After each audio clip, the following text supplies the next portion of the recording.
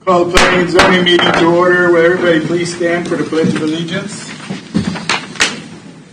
I pledge allegiance to the flag of the United States of America and to the republic for which it stands, one nation, under God, indivisible, with liberty and justice for all. Have a roll call. John Matthews. Here. Kerry Wachowski. Here, sir. Mark Denny. Here. Alex Tomorrow. Absent. Will Smith. Here. Rocky Hempel. Here. Tom Dials. He's absent also. Right. Jeff Spink. Here. And myself, Steve Rosenthal. So we have 7 members present. Do I have a motion for last May? This is May, isn't it? Yeah. April minutes. Well, it says here May. So you're just trying to throw me a curve here. I make a motion that the April minutes be approved as printed. Second. We have a, let's see, that was done by John? Yeah. And Wolf. Seconded. Motion on the floor in the second to approve April's minutes as printed. Any further discussion? I have one request, I guess, not really a correction, but when we have like on the roll call vote, motion to approve past 5-3, could we have the 3 people that were in dissent maybe just listed for the written record? I know it's been recorded, but I think we're used to do that, but I always like to see that in print. We can do that. Okay. Anything else? Roll call vote. John Matthews? Yes. Kerry Wachowski? Yes. Mark Danny? Yes. Will Smith? Yes. Rocky Hempel? Yes. Jeff Spink? Yes. And I vote yes. Motion carries 7-0. Secretary's report. Good evening, Mr. Chairman and Commissioners. We have 5 items. Yes, 5 items scheduled to be on the regular agenda. One of those, case A, DEV 21-030, the applicant requested today that be continued, so we won't be hearing that. We do have 3 items on the consent agenda that will be approved when you approve the consent agenda. Of course, if anyone needs to take anything off of there, feel free to do so. That is all that I have. Is that, that's a plat then? That's the plat, correct. Okay. So if we approve the agenda, will that automatically be tabled then or removed? We need to make a motion to approve the agenda as Minus that. Yes, Okay. continuing item 9A to currently the June meeting. Okay. Do I have a motion on the, did you have anything else? No, sir. Have a motion on the agenda? I make a motion we approve the agenda minus, say it was a DEV 20-030. Yes, sir. Yeah, minus that case. Okay. Second. Motion on the floor to second to approve the agenda as written, and there was, 3 on the consent agenda? Okay. And removing DEV 21-030 to the June meeting. Decorations are really after this, but I do have a conflict on one of the plats that's on the consent agenda. I will abstain from voting on that since it's on the consent agenda and not going to be heard today. So we have a motion on the floor with a second to approve the agenda. Is there any further discussion? Roll call vote. John Matthews. Yes. Kerry Wachowski. Yes. Mark Danny. Yes. Will Smith. Yes. Rocky Hempel. Yes. Jeff Spink. Yes. And I vote yes. Motion carries 7-0. Is there any other declarations?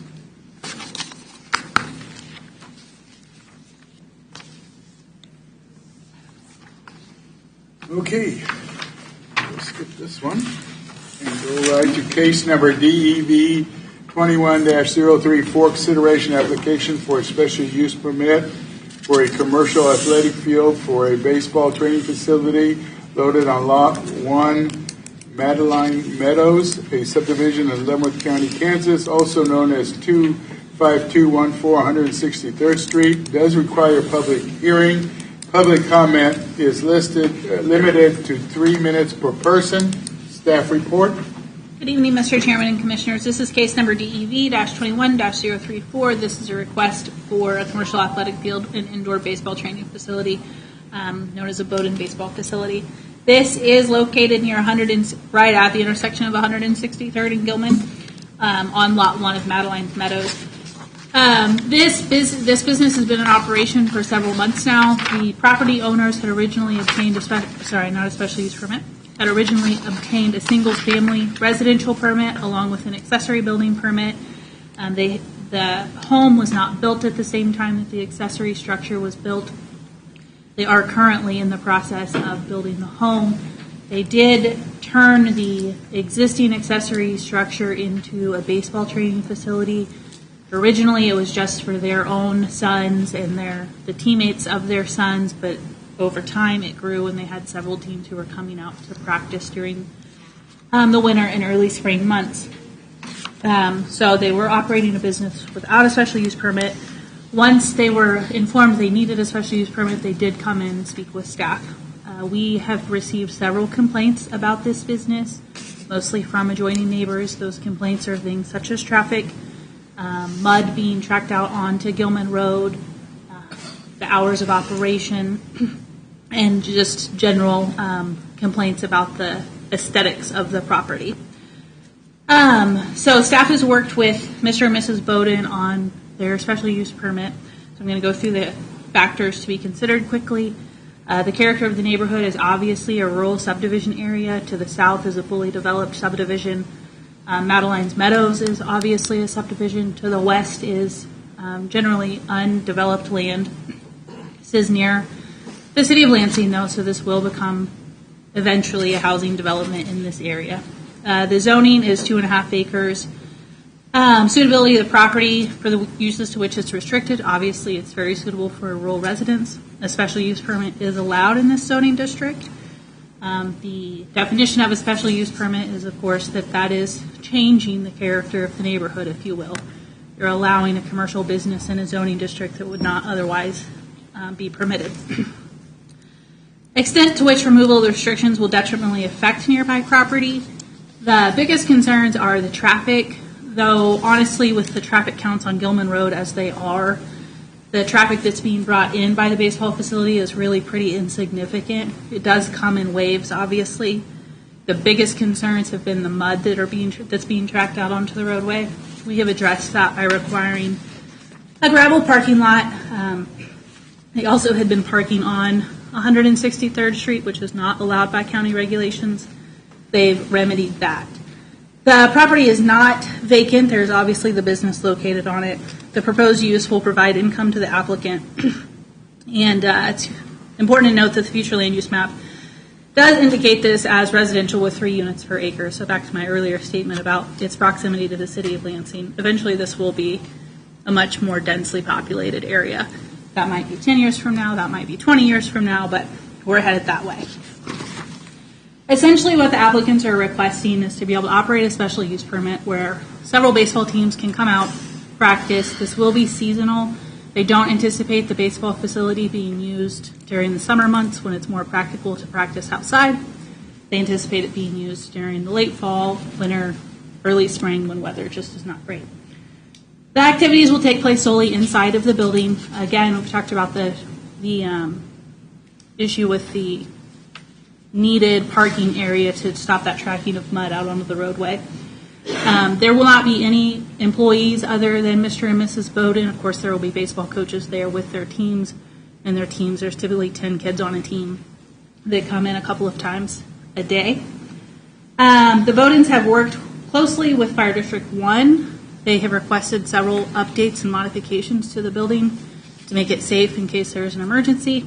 The Bowdoins indicate that they are willing to make those changes if the special use permit is approved. Staff recommends approval of this application, subject to 2 conditions. We'll answer any questions you may have. Can you put conditions up? Anybody have any Crystal, I have one question, just for my personal edification. What is residential 3 units / acre? So that would be so currently the zoning district is 1 unit per 2.5 acres. So you'd be talking about take a 1 acre piece of ground, you'd have 3 houses on that 1 acre. So On 1 acre? right. So essentially, so you're talking about like a density of 3 houses per acre. So we could go to that out there where we are? Well, it would have to be sewer. Yeah, there has to be sewer. no, That's no. that's what the comprehensive plan calls Okay. for. I understand now. All right, thanks.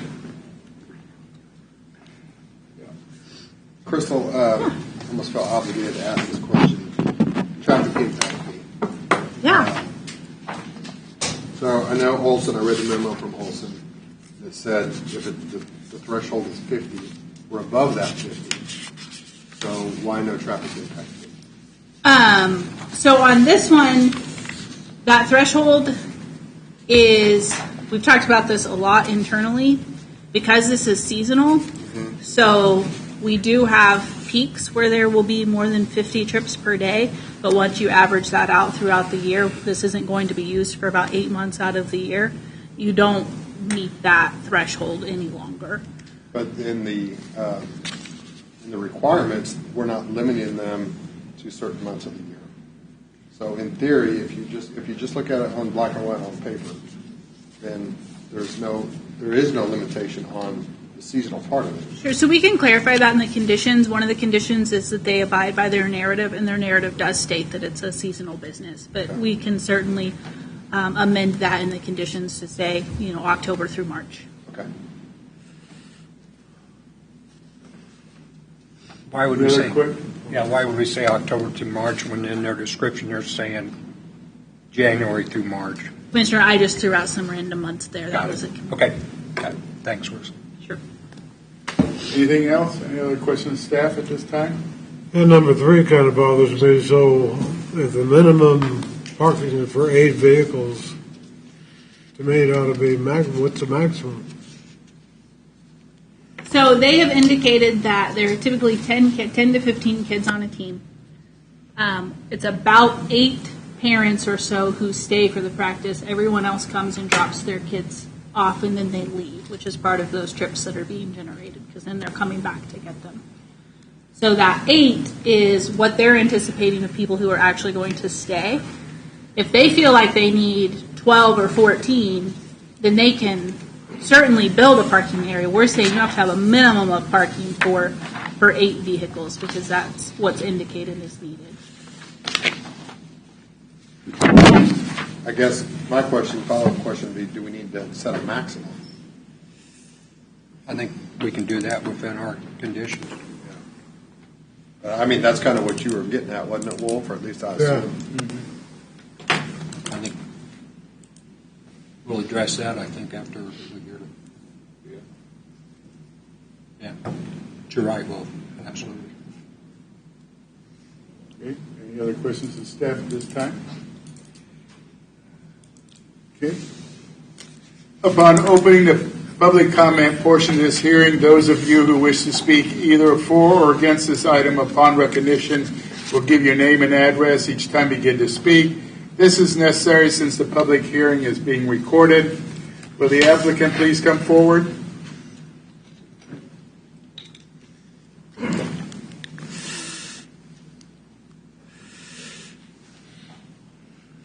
Please state your name and address for the record. Andrea Bowden, and we live at 308 Fawn Valley Street in Lansing. Kevin Bowden.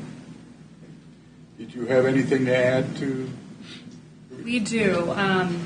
First of all, I guess the main thing we wanted to stress, because I know there were some questions, especially about the traffic, and I think it was already pointed out by someone that our narrative does say that we really only want to use the building January, February, and March for teams to come in and practice. I think that Crystal was probably being a little bit generous when she mentioned November, probably just to kind of cover the winter months. But we've been doing baseball for so long, we know that baseball teams don't start practicing until after Christmas. So we really, truly do want to limit it to those months. And so that's, totally fine with us. We have no expectation of using it for, any other time of the year except for personal use and kind of private use. We let our son have friends out there. We're doing things like that other months of the year, like what we're doing right now. But as far as the teams, they don't start practicing until January, and they're finished and ready to get out, in warm weather by March. So we really are restricting it to January, February, and March. That's probably the main thing we want to point out. As far as having the 2 teams a day, that's another thing that really limits things. Because like Crystal pointed out, we really only have 10, 12 kids a team. So, we're not talking about, especially if we're restricted to 2 teams a day, we're really limiting the number of people that are coming and going. I think you saw some of the community letters that have been attached to our packet, and we actually have additional letters that have been sent as well. So although we understand that there are some people who aren't thrilled with the idea of having this operating, there are a lot of people who really are in favor of it, and we do think there's a community benefit to it. One thing that I think has happened in the course of this is, and I don't mean to be disrespectful to anyone who has this feeling, but I feel like it has been kind of blown out of proportion to an extent. It's something that we're wanting to do for a couple of months in the evenings only. I think that the recommendation states that we can have business hours from 8 to 9 p.m. There will never be teams. This is during the school year. This is in January and February. Kids are in school all day. There's never going to be people using our facility, on weekdays, from 8 to 9 p.m. This really is for a few hours a day for a few months. And we just wanted to stress that. I understand the traffic and why people initially got upset, but we've been hearing that, people are calling it a training facility, and people believe that our house is actually a concession stand and a shower place and all these things. And we feel like, this is much more minimal than maybe what people think it is. So, I don't know, do you have anything to add to that? The main reason a lot of people complained was the 163rd and the mud, and we totally get that. We're doing the parking lot, and the plan that we drew up was just to go along the 100-foot of our driveway for the parking, and no more. And then we'll have grass once our house is done, and it's currently getting built right now. And another thing we want to point out with that, the reason we built the building first was because we were just going to, which I know this is going to be a point of discussion later, we were actually going to put an RV there and live on the property while we were having our house built. And when COVID hit, that changed everything. We realized that we were not going to be able to live in an RV with our kids and me teleworking at home and kids not in school, but we already had the Rusty Barn Company coming out to build our building. We were going to have an RV there. We were going to put all of our storage in the building. That's why the building got built first. And I think the perception is we put up this big shed, we installed this big business and have this thing operating, and we're not even living there. But there is a reason why the building got put up first. And of course, with COVID delays and everything going on with that, it's taken us forever to get our house going. It's going now. I mean, they're probably going to start framing next week, so at any time we're going to be living there. But I do think that's important. It's an important piece of what happened, and I just want to try to change the perception from the idea that we just put up this big facility thinking we were going to operate this big business in the county without anybody's permission. It really, truly did start as something personal that just went crazy. And I think you probably already read in the letter, our personal letter, COVID was a big factor. As soon as COVID hit and we started using the building for our son's team, the word got out and all these schools were shutting down and churches were shutting down. So people started calling us and saying, hey, we hear you guys have this building. Can we use it for our kids' baseball practice because we can't go anywhere else? And that's what got the ball rolling. But I just want to set the record straight that we didn't just think that we were going to come into the county and purchase land and start some big business with no one's permission. We did have good intentions. This also isn't a anybody can come in. Like, we are going to live there, so only people that we know or refer to us will be allowed into it, and they have to actually contact one of us to get into the building as well. So it's not like people from Kansas City or other places are coming in to use this. So it's not going to be like the big free-for-all that people think it's going to be. Like, it's pretty minimal for what we really want to do. I mean, we've had several teams come so far and call us, and all of them have been Leavenworth County. Tonganoxie kids, Lansing kids, Leavenworth kids. We are not dealing with, like, I don't want people to think that we're just, this is, an open for business type thing where people are coming and going from all over the place into the neighborhood. We've been very selective and limited it to local teams, Tongi kids, Leavenworth kids, Lansing kids, people that we know, and we, so that we can monitor what's going on, and that will be much easier once we're living there in a few months. I think those are the main points I wanted to bring. Have you seen all the requirements? How many is there? There's more than 8 in there. There are 12. There's 12 requirements. Have you read all those? And we haven't. We've spoken with the fire marshal, and we're fine with all of that. We know about the signs. We know about the extra door that we have to have, and all of that is based on the fact that our building is large enough that it's a capacity of 400. Just to make clear again, the most people that we ever have there are probably 15 people at a time. I mean, when we want to allow someone to use this, it's for a team, and they get the whole building to themselves. So we're not having 2 or 3 teams in there at a time. I've heard people say there's 40 cars there. There's not 40 cars there. There's 10 kids on a team. Most parents just drop their kids off and leave. At times, I think the most I ever saw was probably 8 cars there, because we only allow 1 team at a time. So there are a lot of restrictions, on having a capacity that large, as far as the fire and all of that kind of stuff. But we never have more than probably 15 people in there, between 12 kids and a few parents. And the coaches are parents. So the coaches are not additional to the team. They're people who have kids on the team. And we're receptive to all of the things that Crystal has mentioned.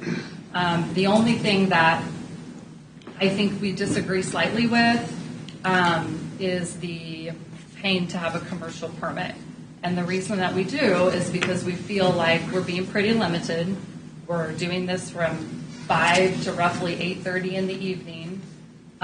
Crystal has recommended that we be able to do that daily, 7 days a week, but there aren't enough teams in Leavenworth County to do 2 teams a day, every day, this entire season. There are nights where we don't have anybody there. There's nights where we maybe have 1 team there. There's nights when we have 2 teams there. But it's so limited, and it's only for a few months. I think we do take a little bit issue with calling it, and labeling this commercial property. The reason that a permit, it's kind of strange because the building is up, yet the permit has never been paid for the project.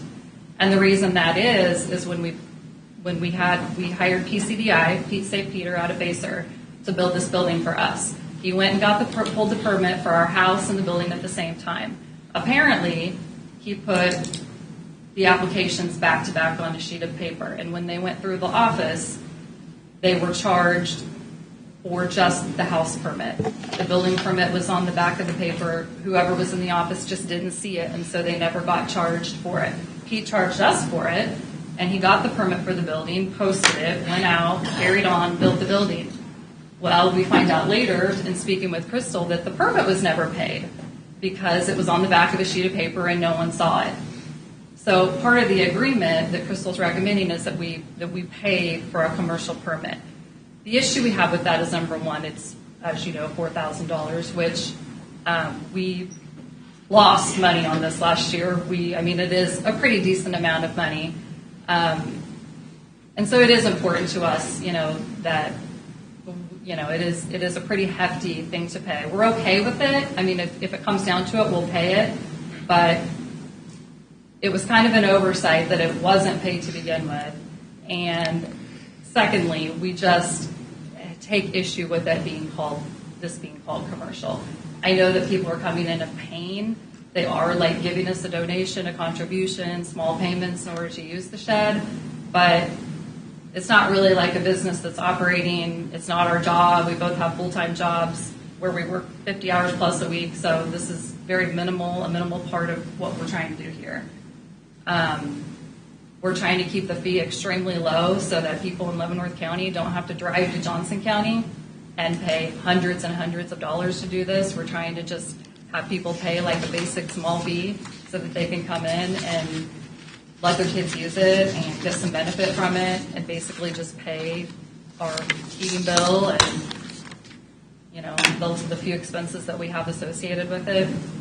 So I don't know. I mean, I've been researching and I can't really find a definition of commercial property.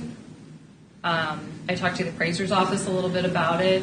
They don't seem to think that they would label it commercial property. I know that Crystal talked to the county attorney about it. But I don't see in the regulations that commercial property is actually defined anywhere. And I'm actually attorney myself. And so I have been researching a lot on that, and I don't see where it's really defined in the regulations. So I think from what I gather from the appraiser's office, it seems a little bit of a gray area. They led me to believe that there are people in the county who have special use permits but are not labeled commercial and are not being taxed commercially. And then the opposite is true. There's people who don't have special use permits in the county but are paying commercial taxes. So I think it is kind of a gray area. And so that's the only thing that we take a little issue with is that sort of a permit cost. It is going to be taxed commercial, right? Once they get there. Commissioner Rosenthal, I have not had that conversation with the appraiser's office. It is my understanding that most of the time special use permits are taxed at a commercial rate, but I wasn't privy to that conversation, so I would not be comfortable stating. I'm sure they all are. That's always what I thought. So yeah, you will be taxed at a commercial rate, I believe. Right? The Mark indicated to me that it's really based on your use, like And what that you're would be a actually commercial doing. use, yes. And if they consider, it's kind of like a balancing thing. How much of it are you using for residential purposes? How much of it are you using for actual business purposes? And we would maintain, like we've already said, January, February, a couple weeks in March is when we're using it for, I guess, business purposes to some extent. But the other 8 months of the year, we are using it for our kids. We have all their toys out there. We're going to store things in there. We are building a slab house, so we are going to be limited on storage. So we're already planning to have a lot of storage out in the shed during the 8 months of the year when we're not using it for people coming in. I've been talking to Mark about it. I don't know. Mr. Chairman, if I might, the categorization of whether it'll be taxed as commercial or not is not the purview of this board. It'll be determined by the appraiser's office under state standards. So that issue might be bypassed. Yeah. All right. Anything to add? Any questions of the applicants? Yes, Mr. Bowden. One time during your presentation here today, I think you said we're trying to do the minimal amount that we can. And my question is, what are your long-term plans for your business? Basically to do what we're doing right now. I don't see it getting any bigger because it's a cost it costs money to rent it, so a lot of teams can't afford to keep spending money to come to the shed. Once they can get outside, they want to go outside. With the weather being good, everybody's outside. Like there's no teams practicing now inside because everybody gets outside. And then in June, usually July 1st, everybody's done, and then everybody starts back up in January. Have you considered that have you come to the thought that you might want to turn this into an event center in the quote off-season? No. We don't have time for that. We have full-time jobs. We have 2 kids. Like we don't. we don't want to create problems in the neighborhood. We have no intentions of, people are calling this a baseball facility, and I get that, but I don't know if that's really good language for it, because we have no intentions of turning this into some extreme, event facility, or people are calling it a training facility. I just don't know. I just feel like it's a bunch of kids coming in on weeknights and using our shed. Thank you. Any other questions of the applicants? I have a number of questions. You? If anyone else got them, I'd like to No, ask. go ahead. All right. I have a number of questions for you. I've read your description and what you're wanting to do, so there's a couple things that I think you've already said that we will probably want to add to the conditions.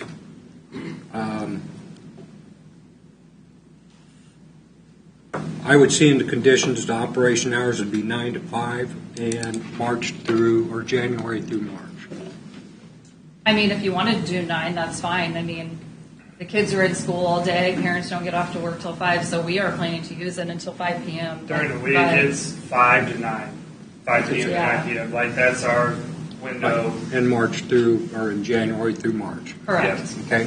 On the weekends, people were coming, late morning, a little in the afternoon on weekends.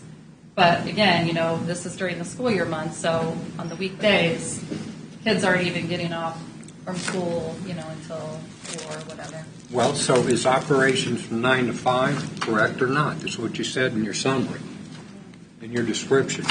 In my description? Yeah, in that thing. Okay. I mean, 9 to 5 is fine. I mean, I don't think we're going to use it. Okay, for your commercial operations, 9 to 5, basically. Okay. Sorry, I don't mean to interject here, but that does pose an issue since most of the kids are coming after school. 9 to 5 would be. 5 to 9 is what I meant. I'm sorry, Okay, Crystal. and just. Yeah, okay, that makes sense. Yeah. You were confusing me because I was 5 to thinking 9 to 5, like they don't meet, but 5 to 9. Yeah, you're correct. Dyslexia. Now I understand. I was getting confused because I was thinking you meant all day long, but yes, I got you.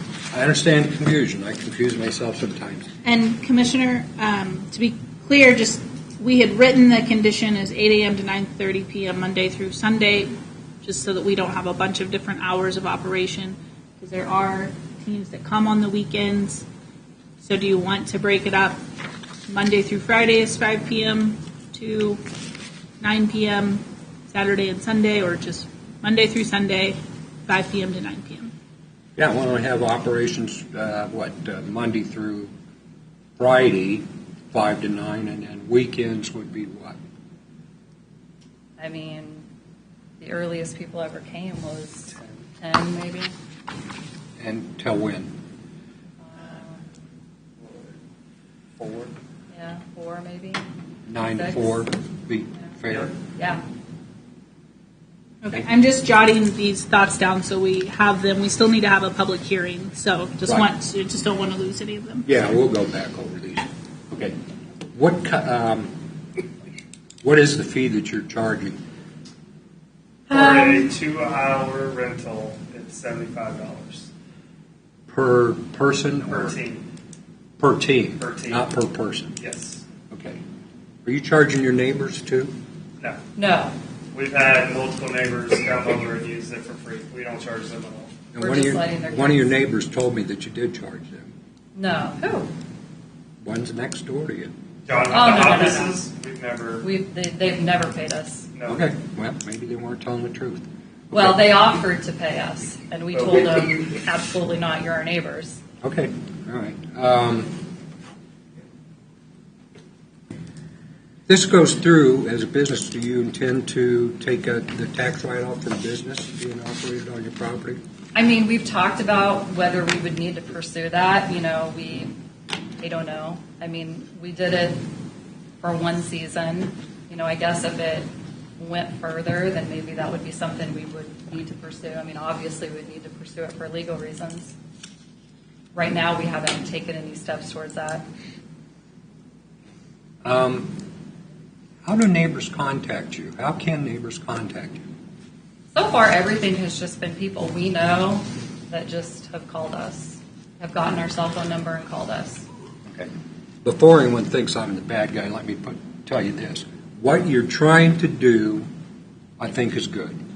I think providing a facility where young people can come and train and all that is good. The way you went about it has caused a lot of issues, in particular with neighbors. I live in that neighborhood, that's why I know this. Nobody knew who you were, what you were doing. Cars showed up at night. No one knew what was going on. Hell, it could have been a strip bar as far as we knew. We did read that on the Nextdoor app.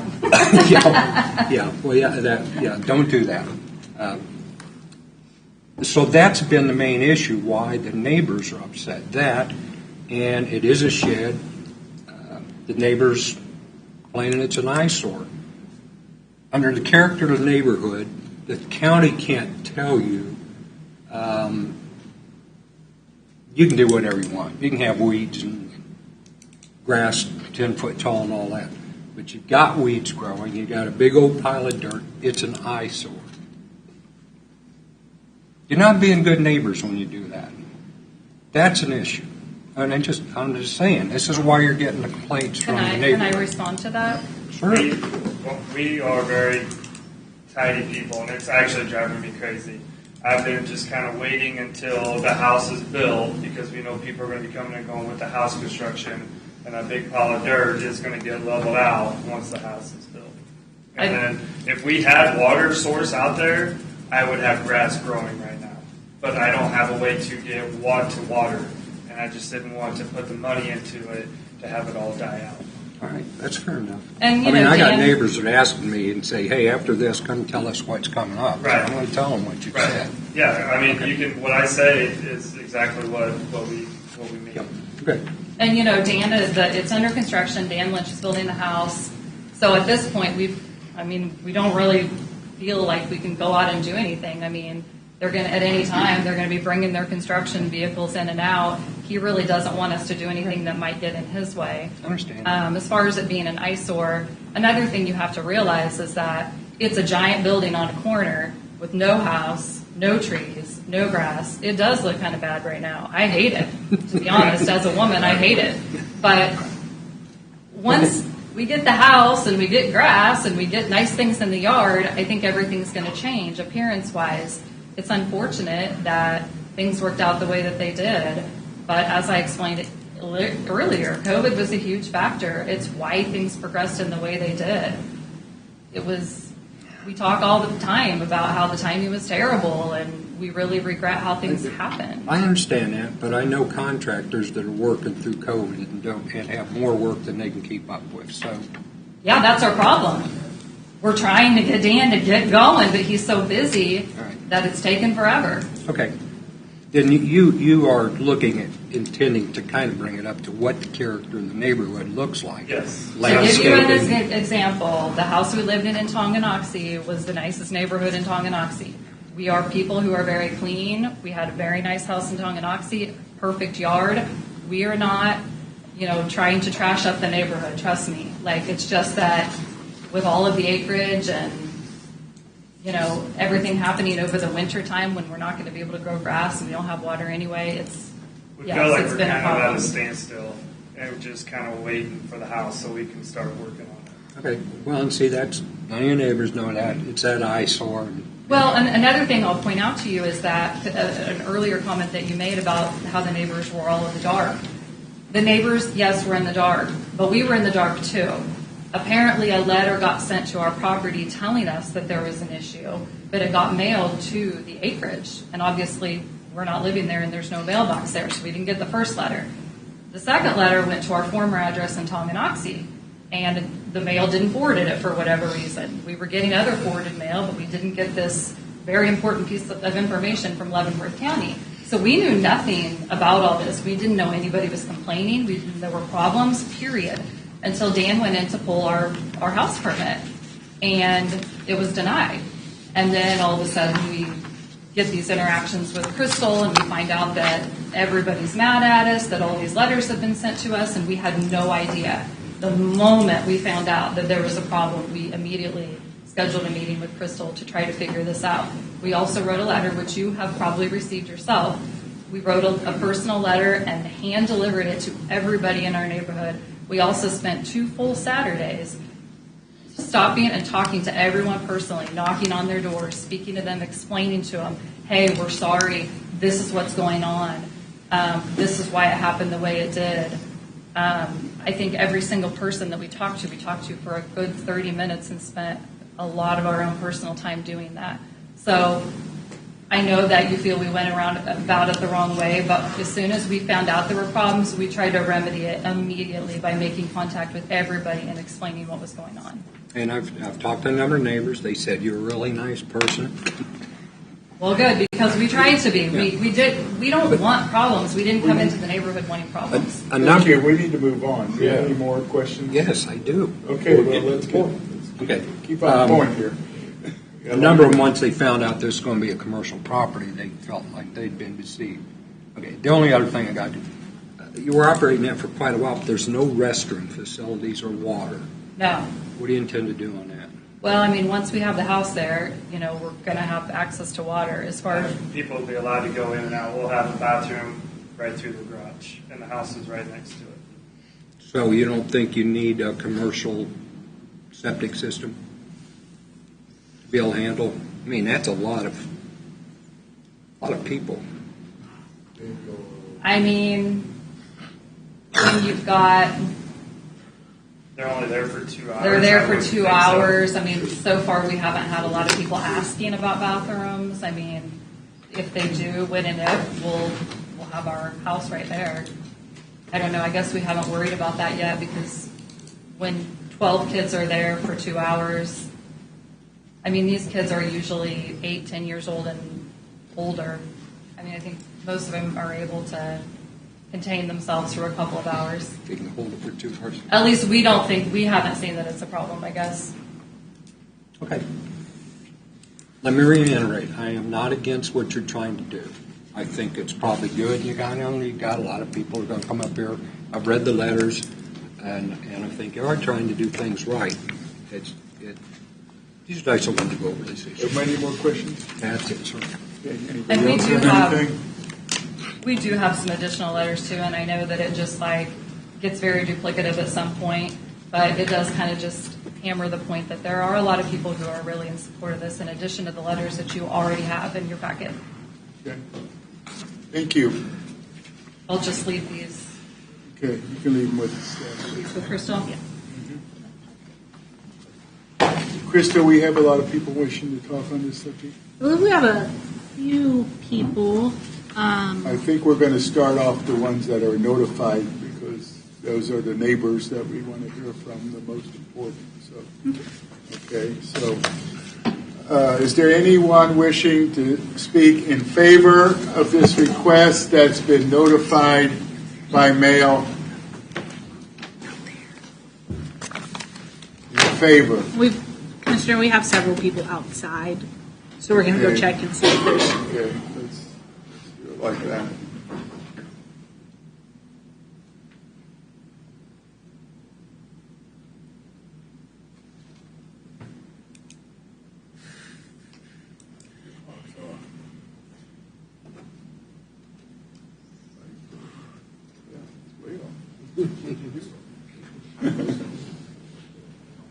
Within 1,000 feet.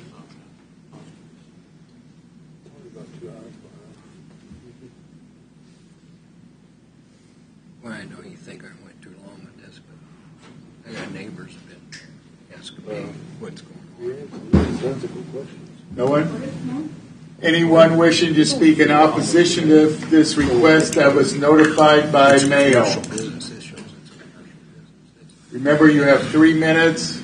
Please state your name and address. My name is Tony Hill, and I live at 25282 163rd Street, north of where Kevin and Andrea Bowden have applied for a general use permit. I am opposed to the passing of this permit. It's a dead-end gravel road. There's only one way out for me. In January, February, March, there were 30 to 40 vehicles a night coming to this facility. because they were renting it out for personal use from 5 to 9 p.m. Also on Saturdays and Sundays. There were nights where they were parked on 163rd Street on both sides, where it enabled me to get out.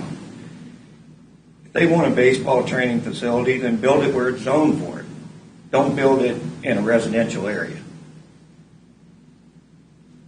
It's a traffic jam down there. I mean, there are people dropping off their kids. They're coming every hour. I've watched this every night, and you got 8 to 10 cars or whatever coming to pick up their kids. You got 8 to 10 cars coming to use the facility, and what I have to say is I'm opposed to it. Can I interrupt for a minute? You can tell speak. this gentleman to quit staring at her. He needs to turn around and face you guys. What? You guys heard me. Anyone else wishing to speak in opposition that was notified by mail?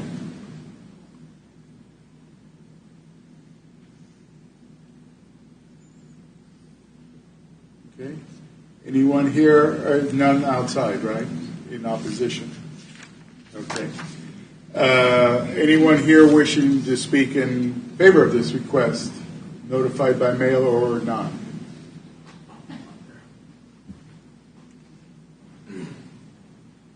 I'm Jeff Bolin. I live at 25312 171st Street. And I'm not that close. I'm close, but I'm not directly affected by it. But I can attest to the whole fact my son is on one of the Leavenworth teams, and he's been using it in the winter months. And I think what the Bowdens said, I don't think they expected it to be this when they started building it. COVID really made it be as busy as it was this winter before they planned on it. Because for all the teams, there was nowhere to go. The schools shut them out. The community centers, you couldn't go anywhere with COVID. And the competitive teams around the city heard about Kevin and his facility. And I know he did kind of get bombarded with a bunch of the Leavenworth teams all at once. And I know he probably didn't want to say yes to somebody and no to somebody else. So that's kind of where I feel like the whole bombardment of the cars and everybody, all at once, no one knowing what was going on. And yeah, there was mud tracked out there at times. I do know that. But I also know Kevin from being there and being around his family. And I honestly believe that whatever they say they're going to do to make it work, they're going to do it. And once they have the parking facility, once they told people about the parking on 163rd, I never seen that again, dropping kids off and picking up. Obviously, I never sat there to see how many people were in or out at one time because I was close enough. I'd drop off and I'd go home. But I just want to let you know that, I have met Kevin and I didn't know him before they built it. And they have good intentions to where the city, Lansing, Leavenworth, Tongi, there's nowhere else for these kids to go. And he really is doing a great thing. And I think as long as the rules and regs are there and everything's good, I don't see why it should be a problem. There's other people running commercial businesses out of their garages in the neighborhood that I know of, just seeing the vehicles and everything else. And I know that this probably is a little more traffic, but once again, they're doing a great thing, and I think if everybody gets the ducks in line and everyone follows the rules, then I don't see there being a problem. Thank you. Thank you, sir. Anyone else wishing to speak in favor of this request? In favor? Anyone wishing to speak in opposition to this request? In opposition? I don't live within the distance. Well, I live at I'm open up to anybody. 162. I live at 16211 Leo Circle. And you're Kevin Bailey. okay. I moved here 10 years ago for some of the other issues too, and I didn't even know that existed, but with the RV. But that's why I built my shed. And I applied for the proper permitting, and was denied the size. I wanted, I believe, 50 by 80. And by size of my lot, which is what, 2 to 3 acres, more or less, I was allowed to build a 40 by 63.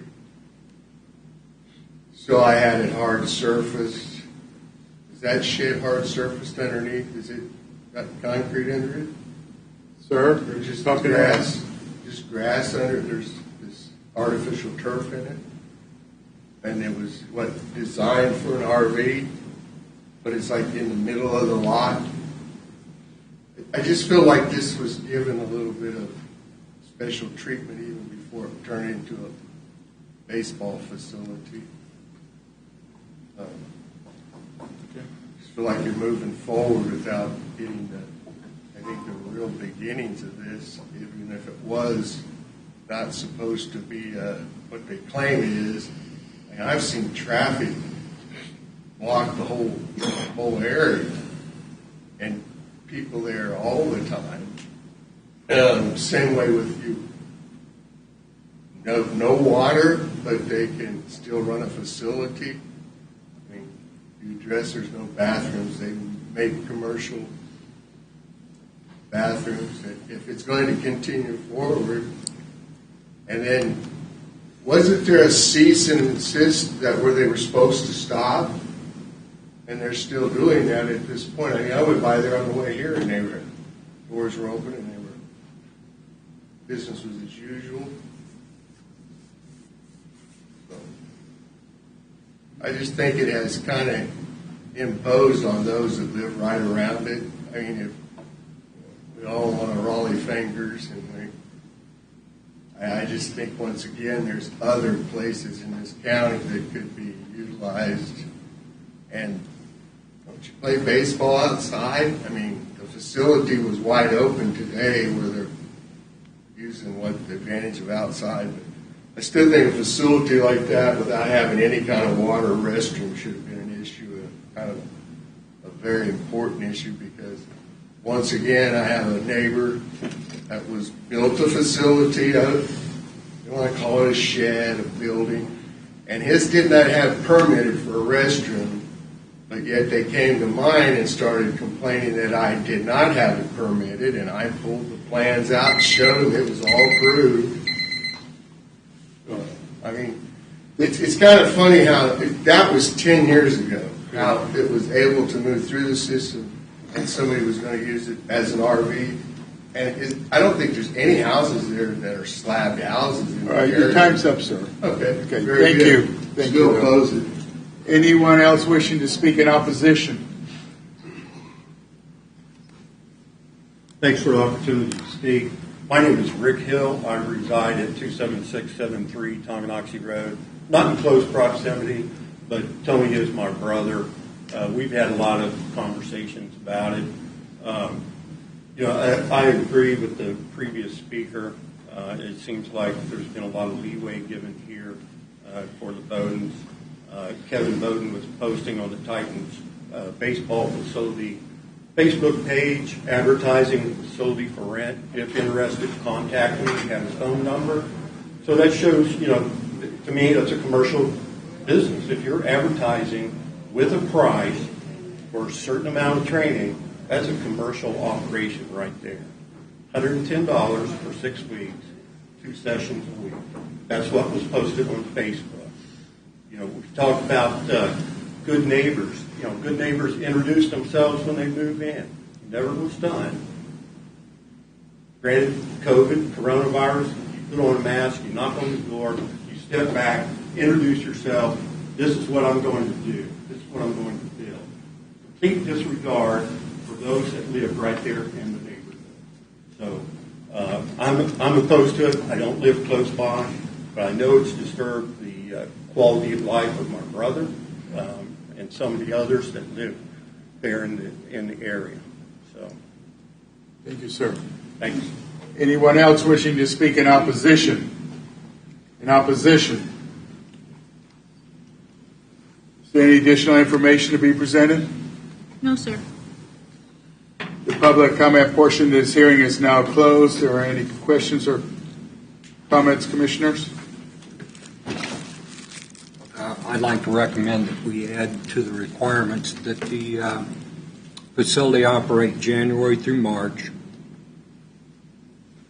that the operating hours are 5 through 9, Monday through Friday, weekdays 9 through 5. The parking 10 vehicles, because I think there's been that. I've seen that before. I think that'd be great. Yeah. What we plan on doing, it'll be 10, a good 10. Yeah. Sir, the public hearing is closed. Sorry. Are you making a motion, or are you just stating things? Yeah, I'm making a motion that Okay. these go into the motion. What's your motion? Okay. State it first. You need to make a motion then, if you're going to make a motion, not just Got state it. things. Sorry. I move that we approve this with the addition, okay, that, let me do it right. I'm making a motion, we approve case DEB 21-034 baseball facility with the additional requirements. Okay. Go ahead. That it's operated January through March. Hours of operation 5 through 9, Monday through Friday. Weekdays 9 through 5. Parking for 10 vehicles. And within 1 month of this being approved, get the fire code requirements completed.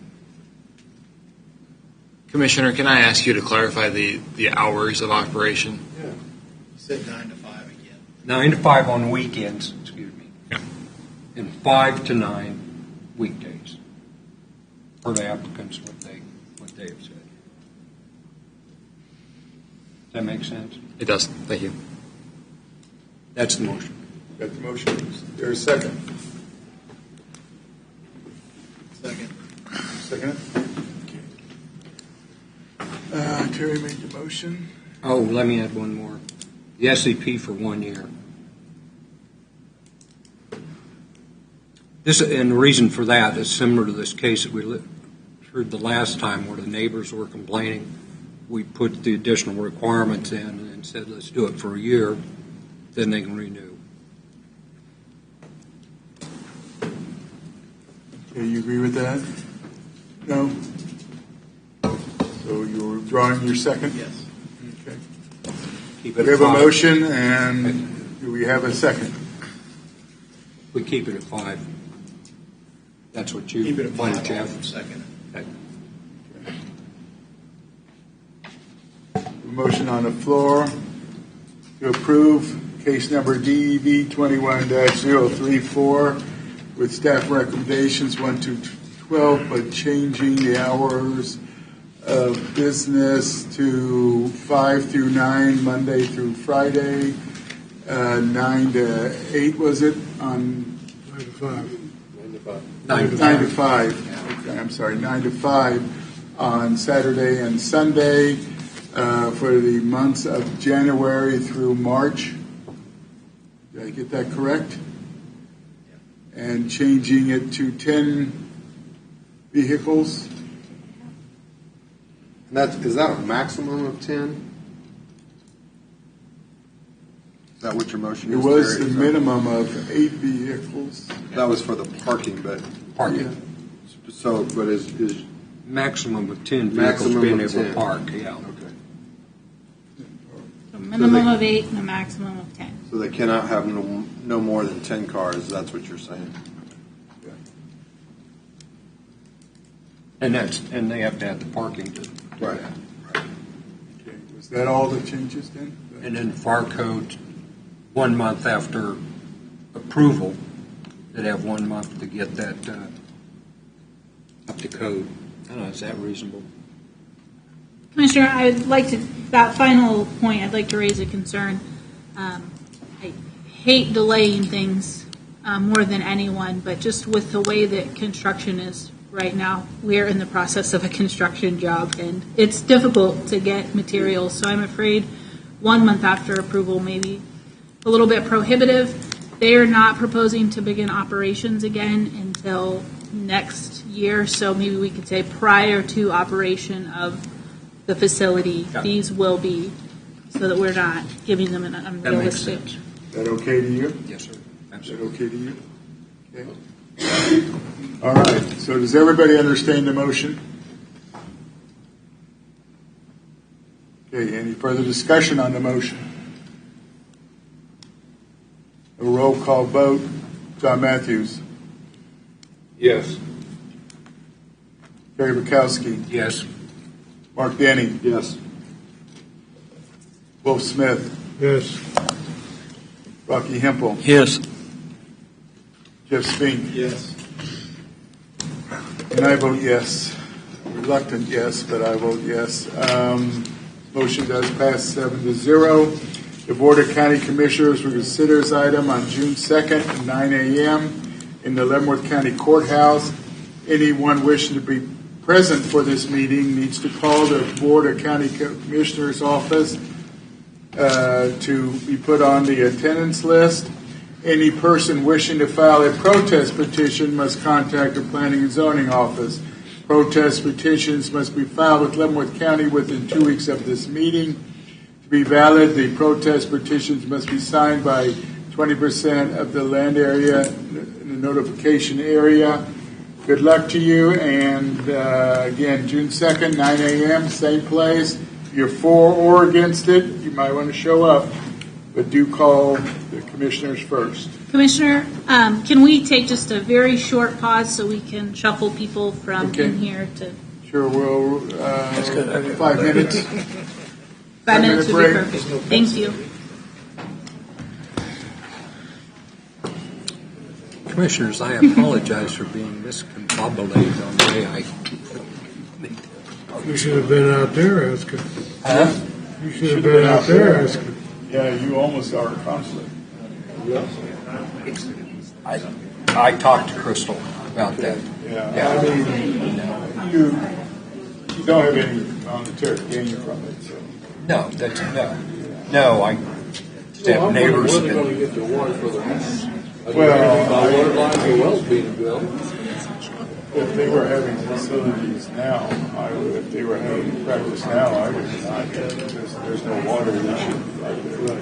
Sanitary. Well, and that was part of my point. Yeah, I was going to go there. And after they said, okay, but they're going to let people come into their house and go to the bathroom. You're going to have to do something. That's but their house isn't built yet. No, it's being built right now. No. They can take a while with the spring. Well, it'll be built before they, and that's where. Well, that's true. That's why I backed off on that. 'Cause, okay, that addresses the issue. Yes. Well, it kind of worried me that they were going to go out there practicing today. They weren't. Because I come across it. Yeah. World War II, they built something like Pearl. Oh, yeah. Well, the hangar the shed was open, but it was all construction. Just to see what the verbiage was on the website. Yeah. That would be good. Come across it. Yeah. I will come across it. Just I've said several times. Yeah. The biggest thing that bothers me That'd be is good. When it's available, we will. Yeah. I say if they were doing it now, I would have denied it because Yeah. They're going to plant a lot of bushes. by March there should be. They also had a plan. They had a master utility plan and said, yeah, When we're you going get to to my sewer out age, there. 2 hours is a long time. That might be 20 years from And now. I can't believe that a bunch of kids, even at 2 hours, no one's going to take it. That's right. Yeah. But if they say they can come in and use the house, what are you going to say? Okay. But what they've been using. Well, one thing. I know what they've been doing. That was my issue. Yes. They're behind the barn. Then they can. Practicing now. Well, and John, you thought I asked some superfluous questions. a long time. Point I was trying Well, to make is that it is. so, I asked her. but that one was like length. One of the business. Yeah. And that's fair. We were. It is determined that it is in fact a commission. I was just thinking. That's between the applicant and Kristen. That's not between us. The one question I didn't Yeah, meant to ask was, we have what kind to of agree to equipment do disagree. they have in there? Do they have a batting cage or what? I mean, you and I don't always see this. Doesn't really matter. Why we have the discussions. Just curious, yeah. Just like what they were charging, that shouldn't have been asked either.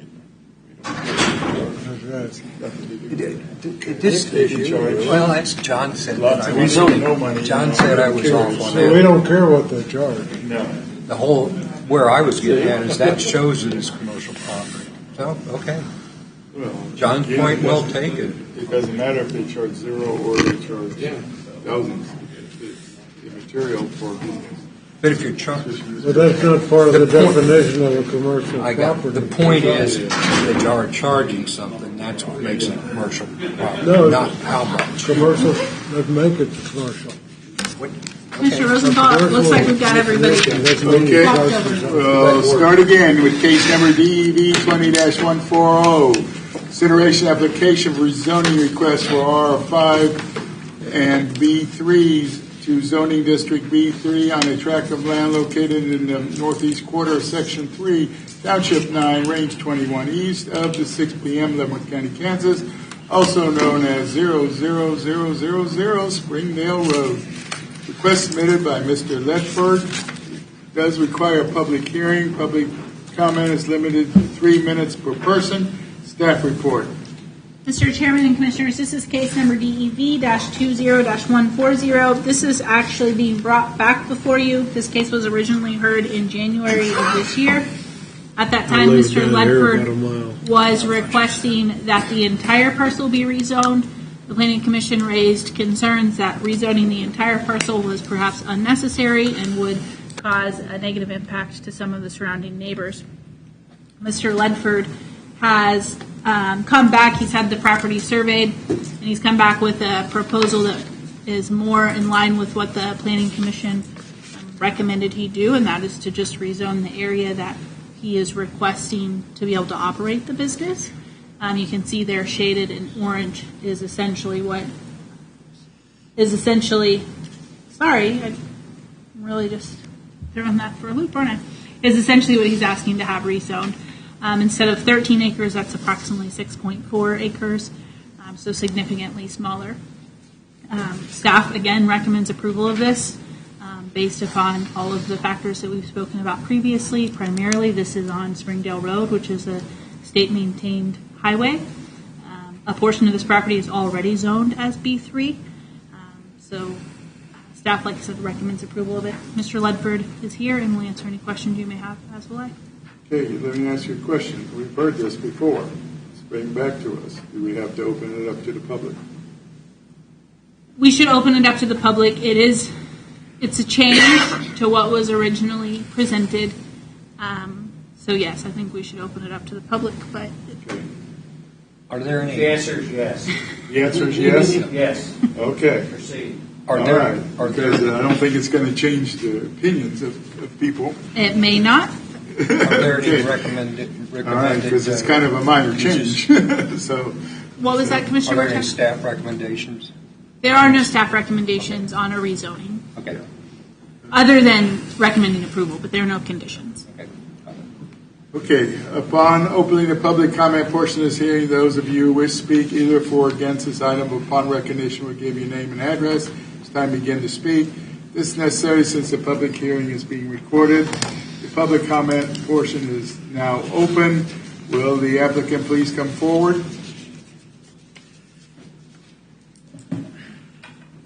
Greg Ledford, 12139 Leavenworth Road.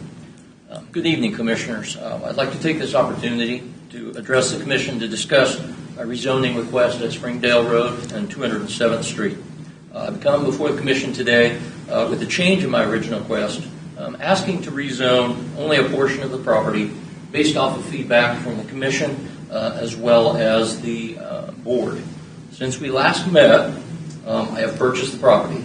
I have planted the crop ground and native grown grass and begun work with a general contractor on a home and building for the property. I would like to take this opportunity to explain the changes in the zoning request that you have before you today and address a couple of concerns of my new neighbors. As it stands now, the corner of the property is zoned B3 commercial business. That is already on the property. I am proposing a change to rezone a portion of the property using the natural tree line that you see on the northern edge as a buffer, squaring off the other three sides based off of the preferred feedback that I got from planning and zoning as well as multiple groups here. A neighbor, Mr. Dan Greer, brought up a concern around using the natural topography of the land to screen the business. If the storage unit were placed in the current B3 zone in the corner at 207th and Springdale, no natural screening exists there. So that would be correct. However, my proposed change would in fact allow for natural screening on three sides immediately. If the rezoning is approved, the storage will be placed in the northern section of what you see up above on the screen. If the proposal is denied, the unit will then go into place at the corner of that is B3 at 207th and Springdale. This is not ideal for the topography of the site, nor is it ideal for what I'm trying to do to place the unit in the best layout for the land and for our family and our home and our property. Another concern mentioned was of the environmental impact of this on the property.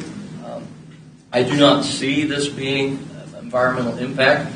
I don't believe that travel trailers or pop-ups or a boat is going to have an adverse environmental impact of the area to any degree. I certainly don't want to do anything to impact my land. I own the property, nor do I want to have any impact on anybody downstream or at other properties close to me. So in closing, I would like to ask for the support of the Commission and my neighbors so I can properly place that unit up on the best spot on the property. So ultimately, the decision here today is not on whether the storage will proceed. That is not in question here today. The issue in question is only the placement of where this will be. And that decision lies in the hands of the Commission and the board members. If the proposal is denied, I will be left with no choice but to put it where it currently is business zoned on the corner in the B3 location, which is least favored by myself and my neighbors. So I thank you for your consideration.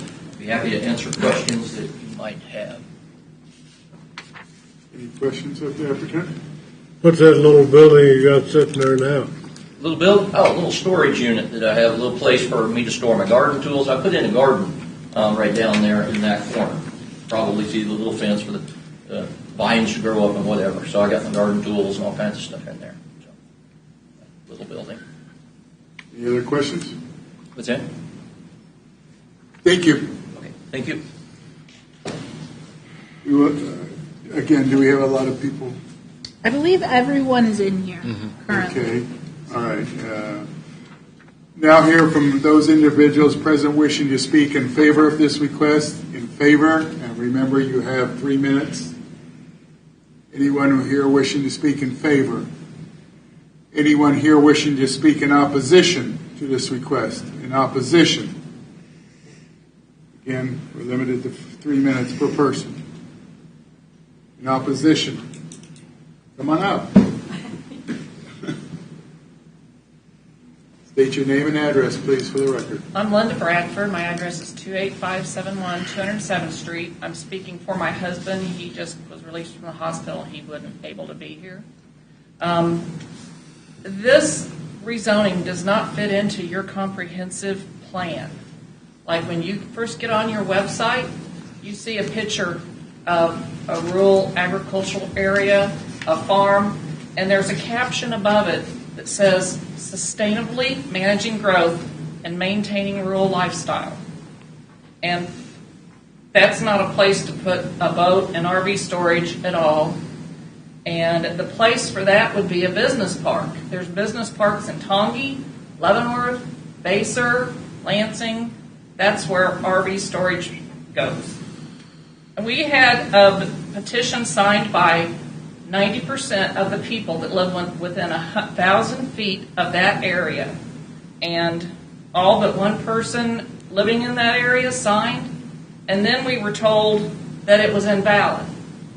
We don't know why. My husband asked why it was invalid, and we were told that we had to get an attorney to find out why. So I don't know if maybe you guys don't know. I don't know why it was invalid. We don't know.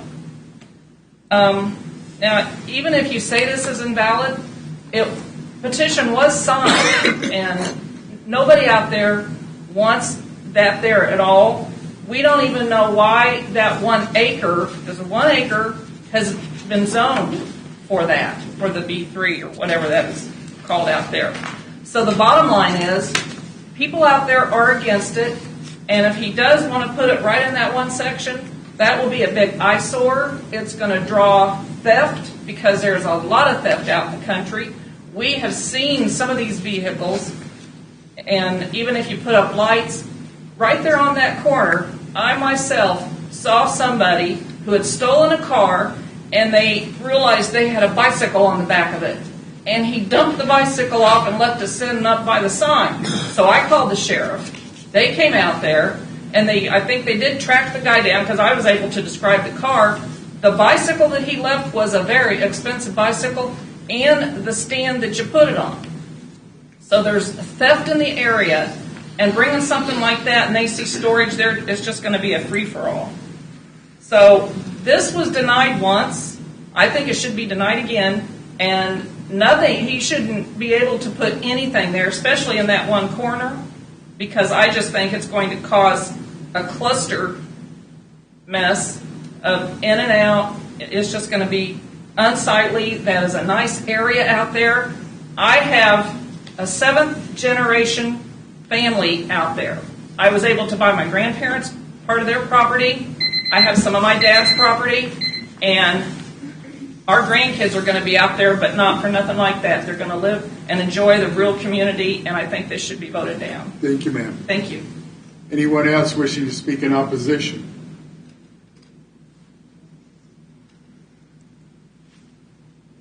Marilyn Thompson, 28664 207th Street.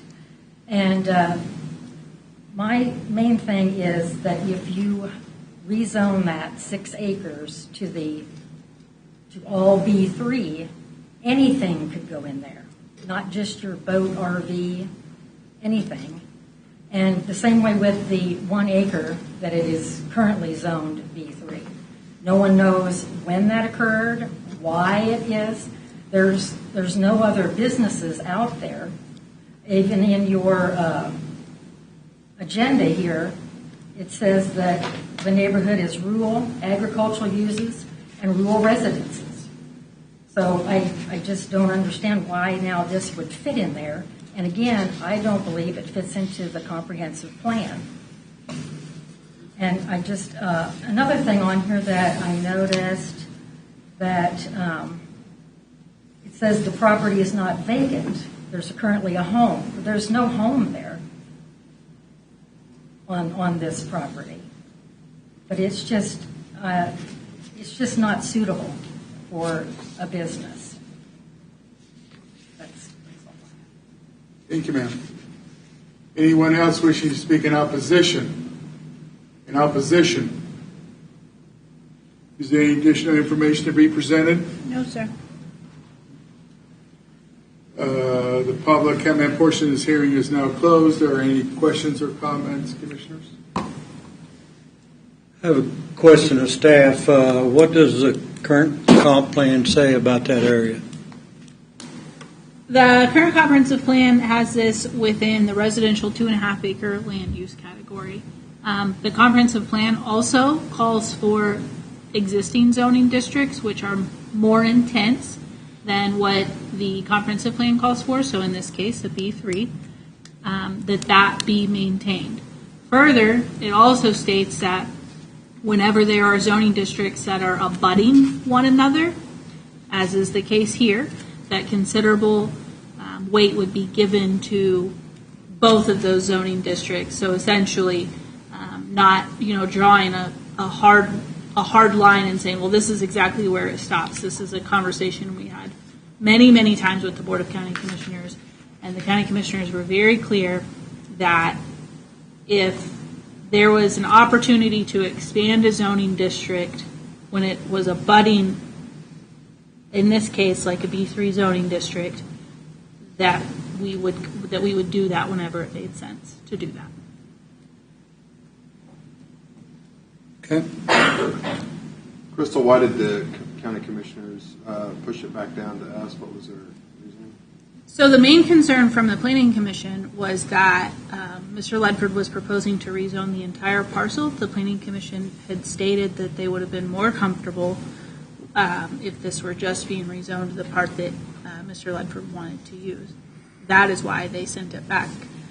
Told Mr. Ledford that if he wanted to pursue this, to bring forward a proposal that was more in line with what the Planning Commission had recommended. What did we recommend to him? To reduce the zoning. The concerns were that the entire parcel was going to be zoned B3, and there would no longer be a buffer between. Was there ever talk about a special use permit? Because that could be used, that property could, what he wants to do could be used with a special use permit. It would put conditions on the property that you can't with the commercial.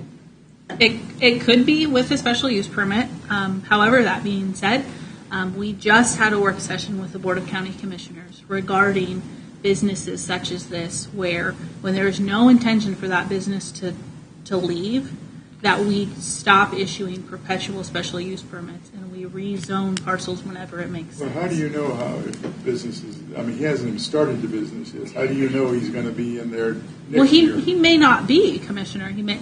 I mean, I hope Mr. Ledford is successful. I hope all businesses are successful, but 50% fail. More of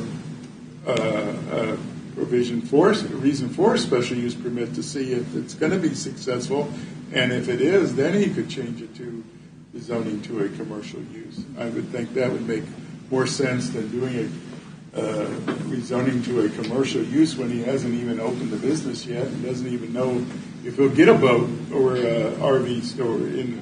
And I agree with that in many, many circumstances, but in this circumstance, again, there is existing B3 there. And Mr. Ledford can operate within that B3 zoning district. Well, he can, yeah.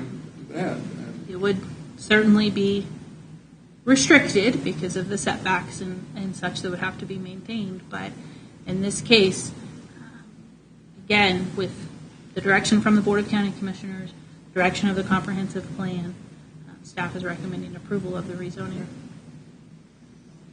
Any other comments or questions, Commissioners? Well, I guess one way or another, it's going to go in there, either on the corner or up there at the top, right? Well, yeah, it'd be better if it wasn't probably on the corner, but I still think I prefer a special use permit where you can make put requirements on it, restrictions that maybe help the neighbors feel a little bit better about it. But Mr. Chairman, just a matter of order, did the board close the public hearing in this matter? Yes, we did. Yeah. At least I checked the mark. I checked it off, and I did. Yeah. We were in questions or comments, so. I feel like we're almost being blackmailed.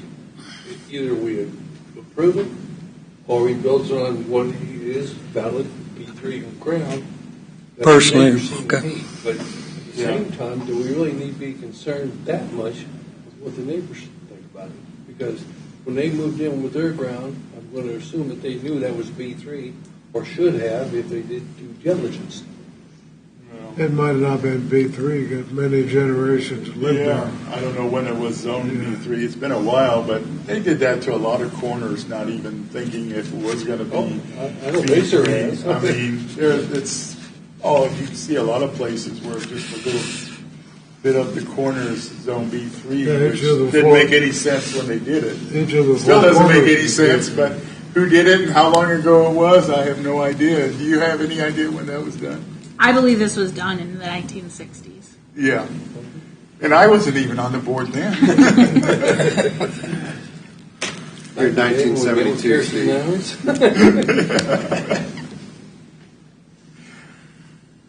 Any other questions or comments, Commissioners? I'll entertain a motion. I think I've got one more comment, if that's okay with you, Chairman. Sure. All four corners are zone B3. There's not really anything we can do about that at this point. They're B3, the B3 category. They can put what fits the B3 category.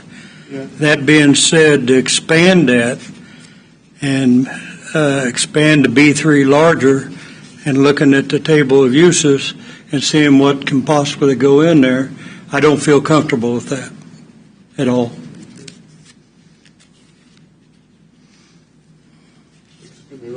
Do I understand that you really don't want it expanded because of the potential businesses that would be permitted to go in there under that B3 zoning? Under B3, there's a number of different instances that you can put in there, and I'm not sure all those are compatible, and we have no way of guaranteeing. I kind of agree with the chairman. I think it should have been done as a special use permit where we can put the restrictions on it.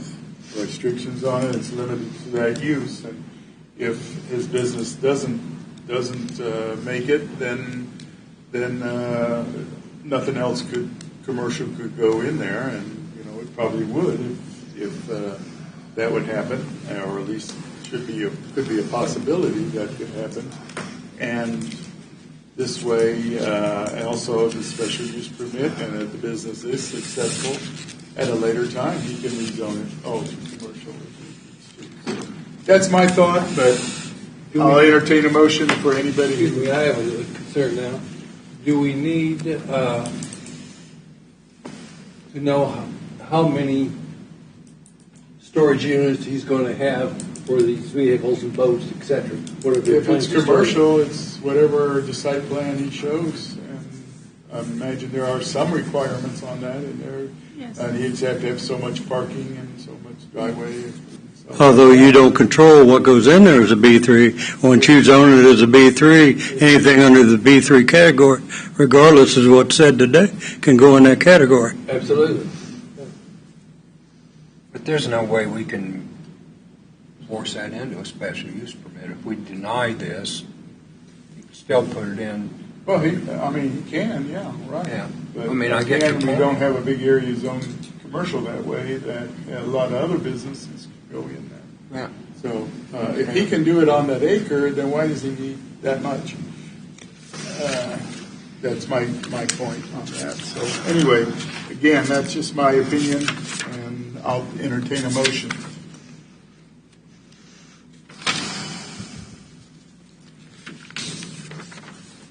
Mr. Chairman, I'll go ahead and make the motion. I'm going to have to get the right case number here. 2140. Yeah. Mr. Chairman, in case number DEV-20-140, under the rezone, I make a motion that we deny. My reasonings for denying, after reviewing the staff's report and conversations that took place today, and the findings that we've heard today, is the fact that once it's zoned B3, it can be zoned into anything. And I don't feel comfortable with that in that general area. I don't believe it very well may end up not being with the character of the neighborhood. Second. You second it? Have a motion on the floor with a second to deny case number DEV 20-140, rezoning request of R5 and B3 zoning district to B3. Is there any further discussion? Well, from the discussion we've had here between us, if we were to deny the B3 expansion, and if the applicant was, I'm going to say, really enthused about getting these businesses going, could he not take the piece of ground that's not B3, put it into a lesser zoning area, and put his building and his business in that smaller area under the coverage of a use permit, and that B3 ground piece that's there today would just stay vacant? I believe we have to deal with what we're dealing with today Yeah. and what we're dealing at this meeting today. No, I agree. Any other discussion? Everybody understand the motion is to deny? John Matthews? No. No, not to deny it? Correct. Okay. Terry Bukowski? Yes to deny. Yes to deny. Mark Denny? It's a tough one for me. I agree a lot with what Rocky brought up, and I do really believe that a special use permit would be the best, but the applicant thinks otherwise. He owns the property. There is B3 right there, so I'm going to vote no. Not to deny. Okay. Wolf Smith? Yes to deny. Yes to deny. Rocky Hempel? Yes to deny. Jeff Spink? No. No, you do not want to deny, and I will vote yes to deny. So it's 1, 2, 4 to 3. To deny. The County Board of County Commissioners considered this item on June 2nd, 2001 at 9 a.m. in the Leavenworth County Courthouse. Anyone wishing to attend the Board of County Commissioners meeting will contact the Executive Secretary at the Board of County Commissioners at, do I have to say the number? 913-684-0417 as space is limited. Any person wishing to file a protest petition must contact the Planning and Zoning Office. Protest petitions was filed in Leavenworth County 2 weeks of this meeting. To be valid, the protest petitions must signed by 20% in the land area notification area. So it was to deny, but the county commissioners could definitely change that. So let's this thing up home. All right, on to the next. Case number DEB 20-039, consideration application for rezoning request for R5 zoning district to R 2.5 on a tract of land consisting of the portion of the southwest quarter of the northwest quarter of section 32, township 9 south, range 22 east at 6 p.m., Leavenworth County, Kansas. Request submitted by Pine Ridge Partners. Request requires a public hearing. Public comment is limited to 3 minutes per person. Staff report. Commissioner, with your permission, I'll wait until the applicants and the people who wish to speak on this case enter the room.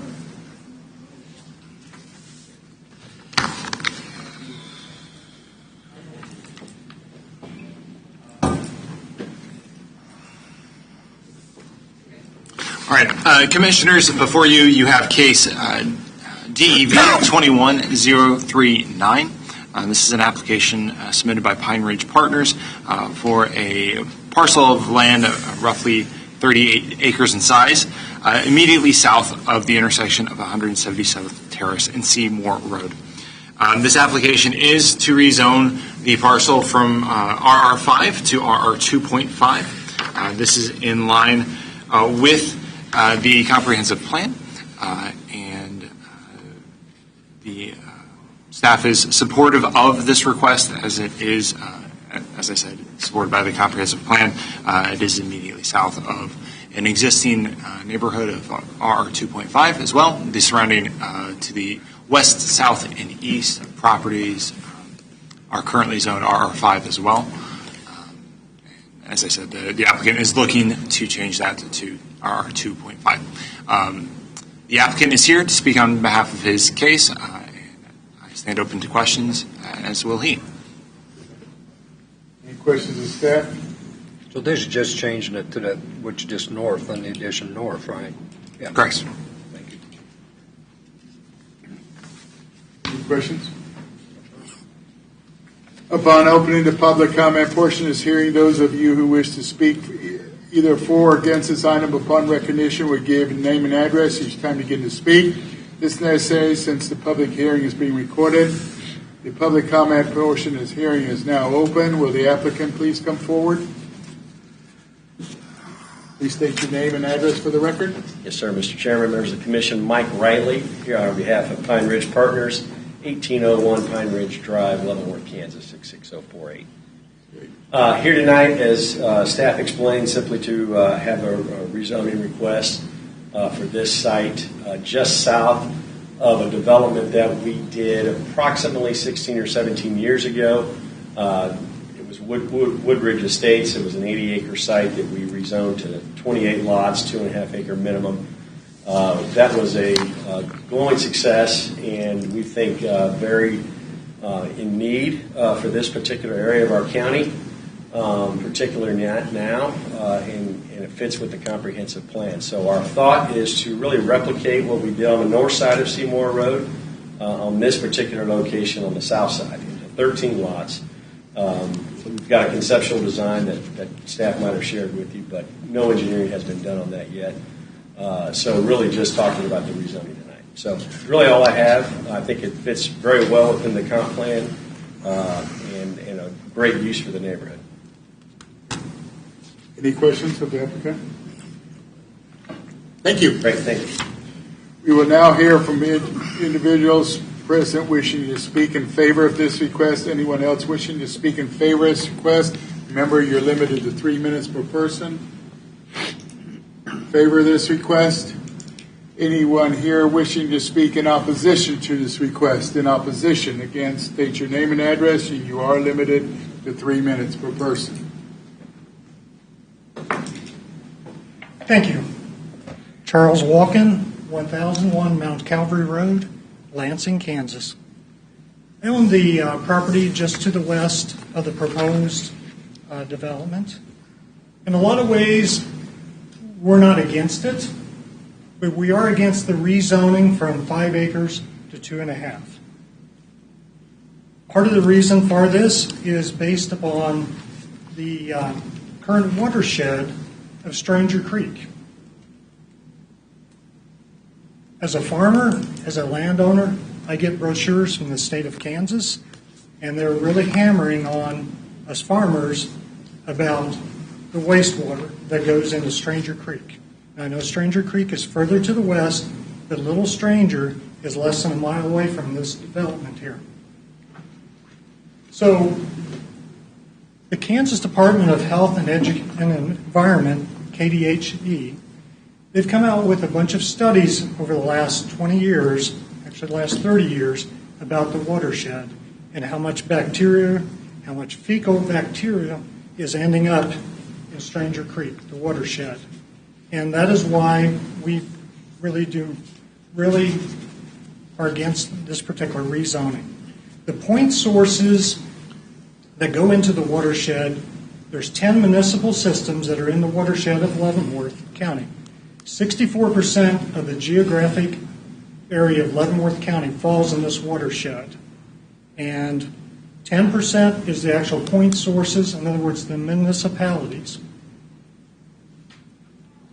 Of that, 10% of all the bacteria stuff that's going into Stranger Creek, only 10% of it comes from the municipal areas. The rest is coming actually from what they want to call non-point sources. In other words, septic tanks, lagoons, things like that that we're used to out in the country. So one of the challenges that we're having is if farmers are being forced to do a lot of remediation around our facilities and our land, and we're talking about making really what I consider to be what I call low-density housing in rural areas, this is a big concern. Because less than a mile away, we're talking about Little Stranger Creek. It's almost like we're going the wrong direction. Instead of having, we have a good standard of 5 acres per house. By going to 2.5, you're increasing the amount of potential runoff and things like that into this creek. And eventually, it's going to come back to cost our county. When the state starts to charge remediation costs to our county. So that's one of the things that I want you all to think about. Thank you, sir. You're welcome. Anyone else wishing to speak in opposition to this request? In opposition?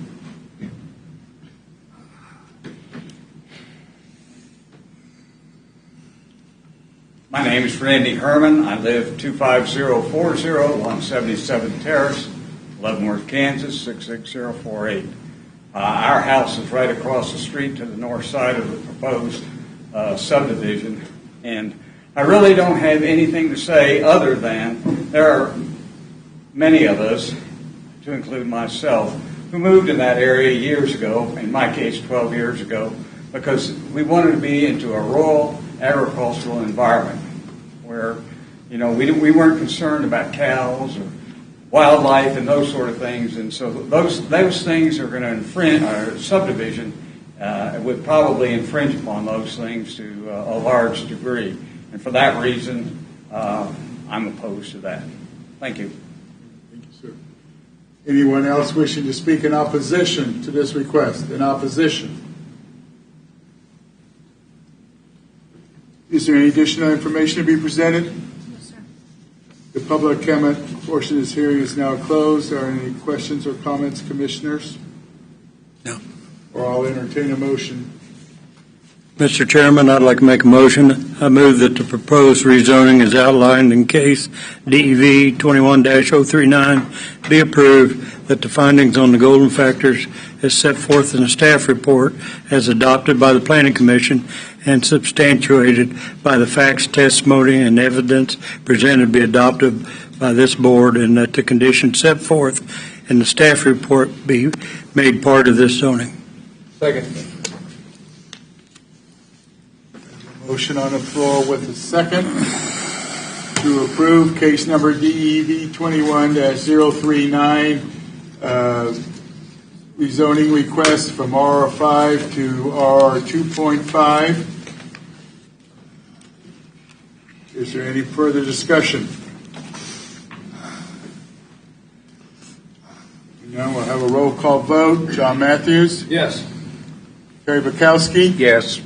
Mark Denny? Yes. Will Schmidt? Yes. Rocky Hempel? Yes. Jeff Spink? Yes. And I vote yes. Motion carries 7-0. The Board of County Commissioners will consider this item on June 2nd, 2021 at 9 a.m. in the Leavenworth County Courthouse. Anyone wishing to attend the Board of County Commissioners meeting will contact the Executive Secretary at the Board of County Commissioner at 913-684-0417 as space is limited. Any person wishing to file a protest petition must contact the Planning and Zoning Office. Protest petitions must be filed with Leavenworth County within 2 weeks of this meeting. To be valid, the protest petitions must be signed by owners of 20% the land area notification area. It did that. Good luck to you. And June 2nd, same place. Case number DEV 21-033, consideration application, consider amendments to the 2006 Leavenworth County zoning and subdivision regulations. Article 3, definitions. Article 41, access management.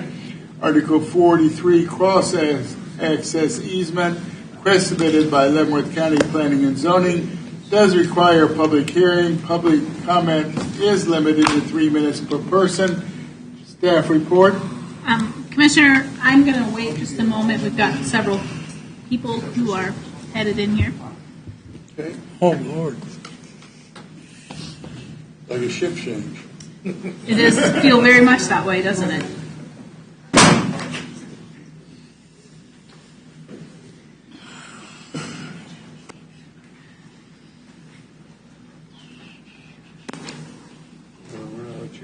Okay. You all in? All in. All right. Commissioner, this is case number DEV-21-033. This is a proposed amendment to the 2006 Leavenworth County zoning and subdivision regulations. As you correctly stated, there are a number of items on here. I think most people here tonight are interested most in Article 3, so I'm going to start there. And the first thing that I'm going to do, Commissioner, Commissioners, is I would like to explain what we're trying to do here, because I think there's a lot of confusion about what we're trying to accomplish. The first issue that we have is Leavenworth County is a zoned county. We have been zoned since 1962, and living in an RV has never been allowed. Our regulations do not clearly say that you can't live in an RV. We have to point to other areas of our regulations when people call and ask, can I live in my RV? Tell them no, and they say, tell me where it says that. So that's the first thing that we are trying to clarify, is you cannot live in an RV. The second question we get is, well, my mother-in-law is coming to town, and she would like to stay at my house for a while in her RV. How long can she stay? We currently don't have a requirement, so the default is one night. So we have made an amendment to that, which staff is very open to changing. These are just recommended changes that the staff is bringing to you. It would be up to 2 weeks in any 12-month period. We felt that one night may be overly restrictive and prohibitive. Another question we get is, where can I park my RV on my property? And it's always been, well, it needs to be off of your property lines. Why? Because we have people who park their RV on their neighbor's property and it causes problems. But where does it say that I can't park it right on my property line? And it doesn't, because it's not a permanent structure. We have regulations for permanent structures.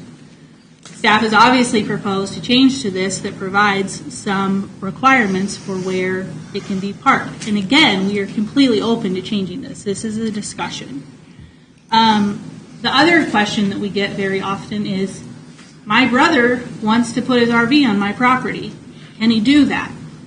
Well, when it's just one, that's not a problem.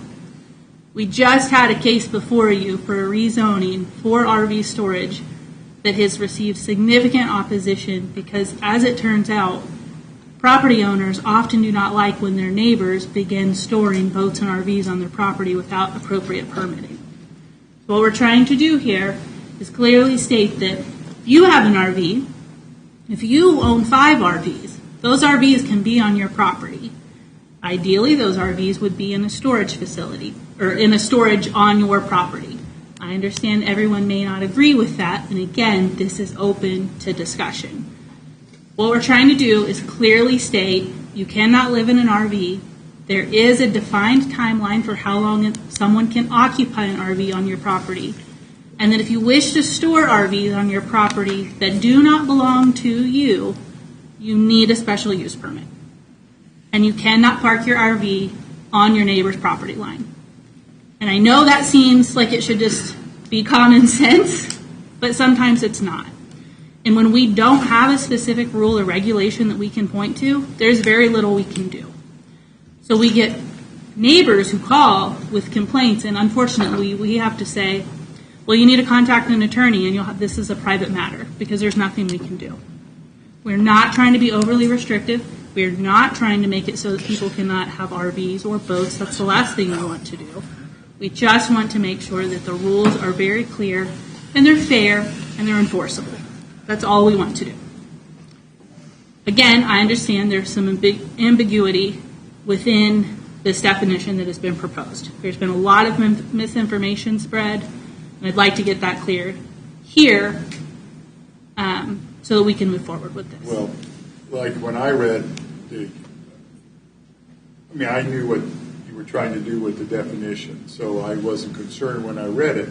When I read the letters that you sent out and the people that I had no idea where that was coming from. So I went back and read it, and I could see where people were misled. Interpreting so it that way, I think yes. the wording needs to be reworked some to where it explains it a little bit better. I can see where they were coming from and thought, it was a lot more restricted than it actually was. So that was my opinion when I read it. I don't know about the rest of you, but the letters kind of was surprising to me when I read them.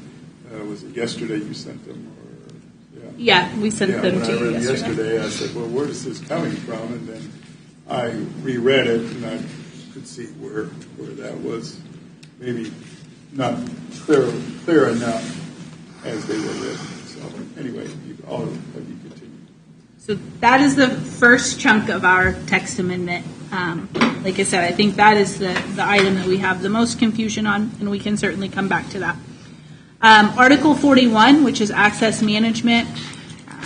We have worked very closely with Public Works and also the Board of County Commissioners on developing an access management policy that allows for development of parcels, allows for internal roadway systems, but is also being very mindful of safety.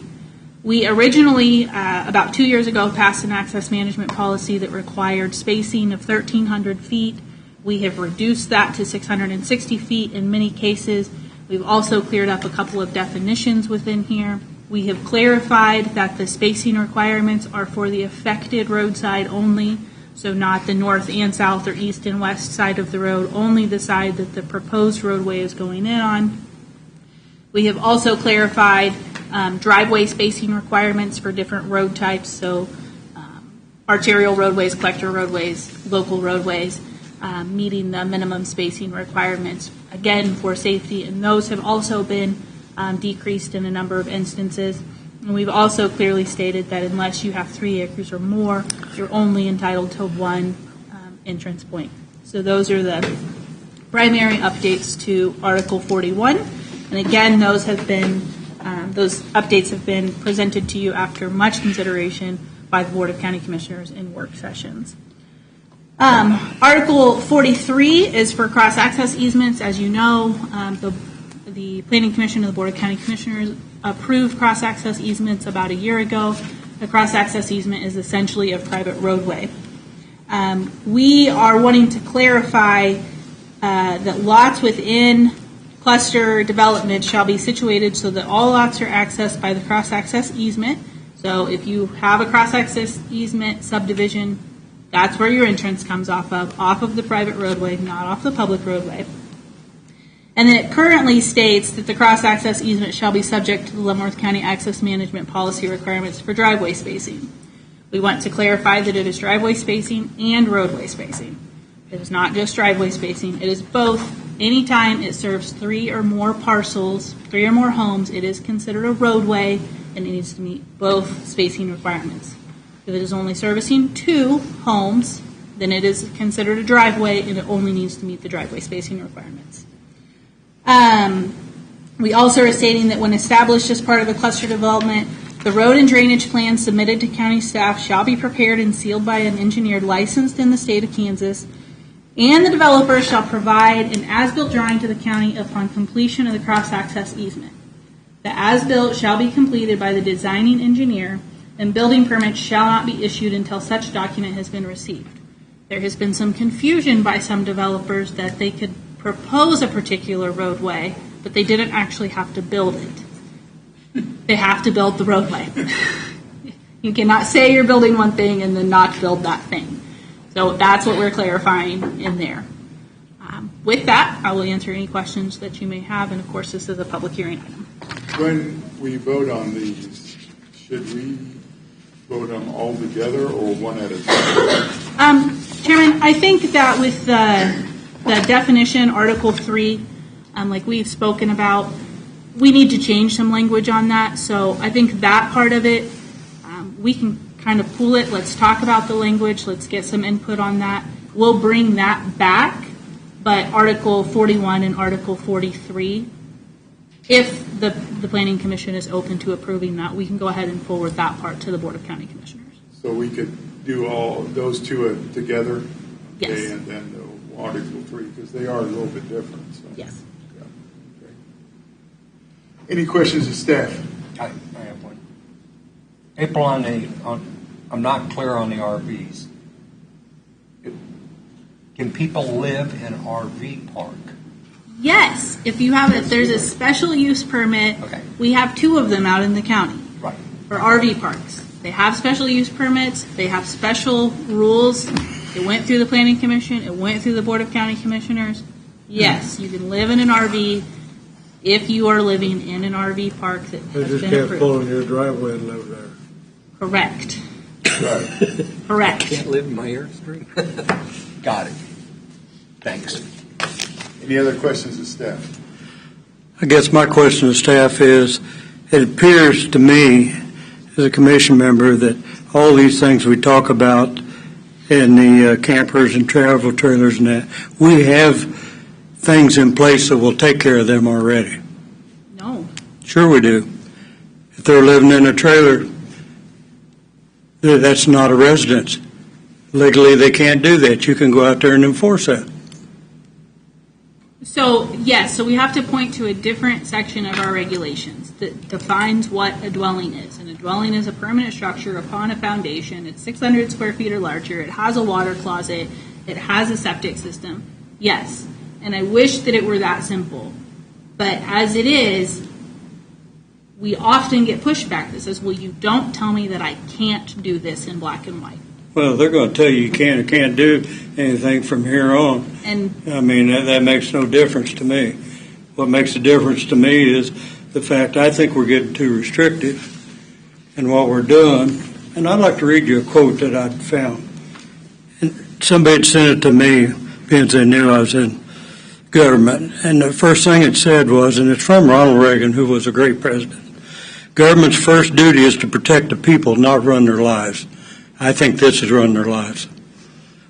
Every one of these, we got a cure for it in place. You may have to go to a different place, but we have a cure in place. We have legal counsel that can take care of that. I think this is excessive. And I'm just going to tell you point blank, I'm not going to vote Article 3, period. Any other comments, questions of staff? Upon opening the public comment portion of this hearing, those of you who wish to speak either for or against an item upon recognition will give your name and address. You can begin to speak. This is necessary since the public hearing is being recorded. The public comment portion of this hearing is now open. We will now hear from individuals present wishing to speak in favor of this request. In favor, and remember you are limited to 3 minutes per person, and you must state your name and address. Anyone here wishing to speak in favor?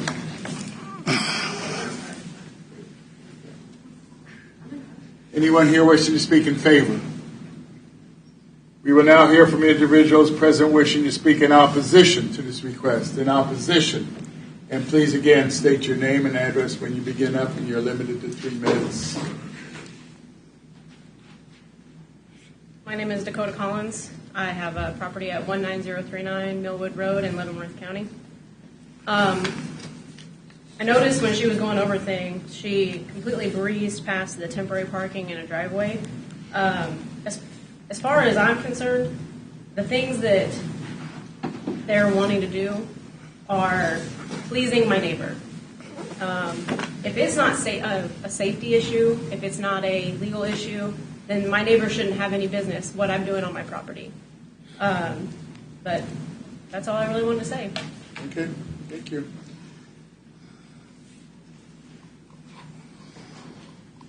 Anybody who wants to come up, you can form a line if you need to. We've been here a long time, so we'd like to keep things moving. I appreciate the opportunity to speak. My name is Matthew Kuhn. I live at 2610 South 24th Street in Leavenworth. I would just like to state that as the recommended changing to the verbiage that was briefed here is not at all what I read when I read the verbiage myself, and I was greatly concerned.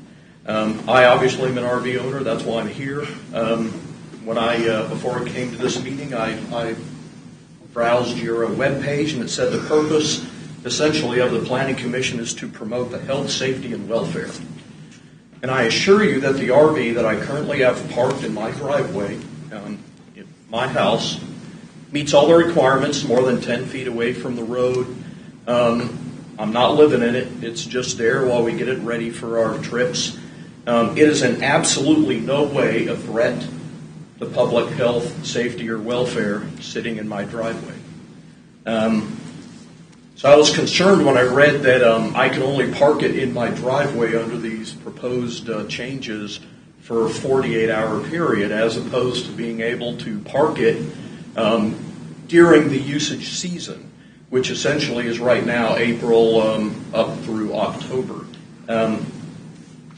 I agree with the statement that I think it's a bit, I'll call it overreach, to try to dictate to me what personal property I can and cannot keep on my personal property.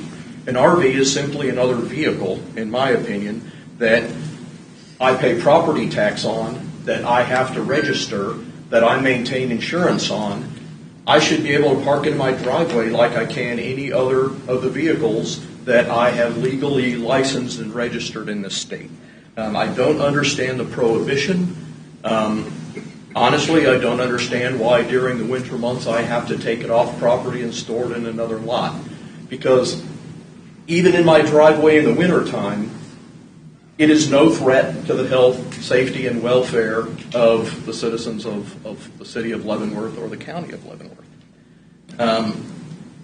After reading the proposed new language, I could not, for the life of me, discern a common sense reason for the further restrictions. There's language in there about an RV has to be stored in the backyard. It has to be in an enclosed structure. That is complete at least 10 feet away from your property line.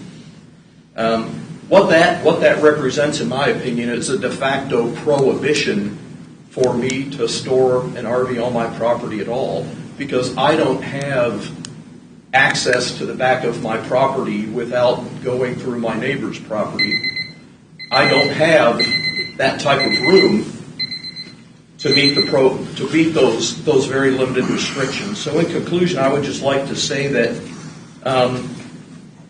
an RV is just another vehicle that I am legally authorized to own. It's registered, and I think I should be able to keep it in my driveway. Thank you, sir.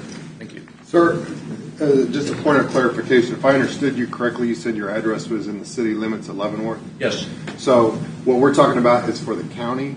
So what you would fall under, as well as I live in the city of Leavenworth, is the city of Leavenworth's regulations. So I used to own an RV. I agree with a lot of what you're saying, but that would fall underneath the city's ordinance, not the county's. Just so you're aware. Yeah, we are also in the process of building. So okay, this applies. I understand. I just want to make sure you knew that those laws of the city apply to you.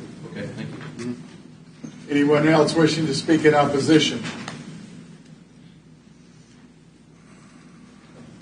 Good evening. My name is Matthew Bloom. I live at 16220 Holly Circle.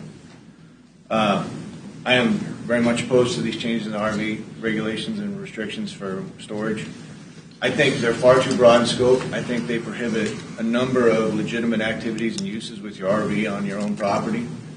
Now, I had an initial conversation with the office just to ask them what was driving this, and they mentioned the part about people living solely in their RV as their primary residence or their sole structure.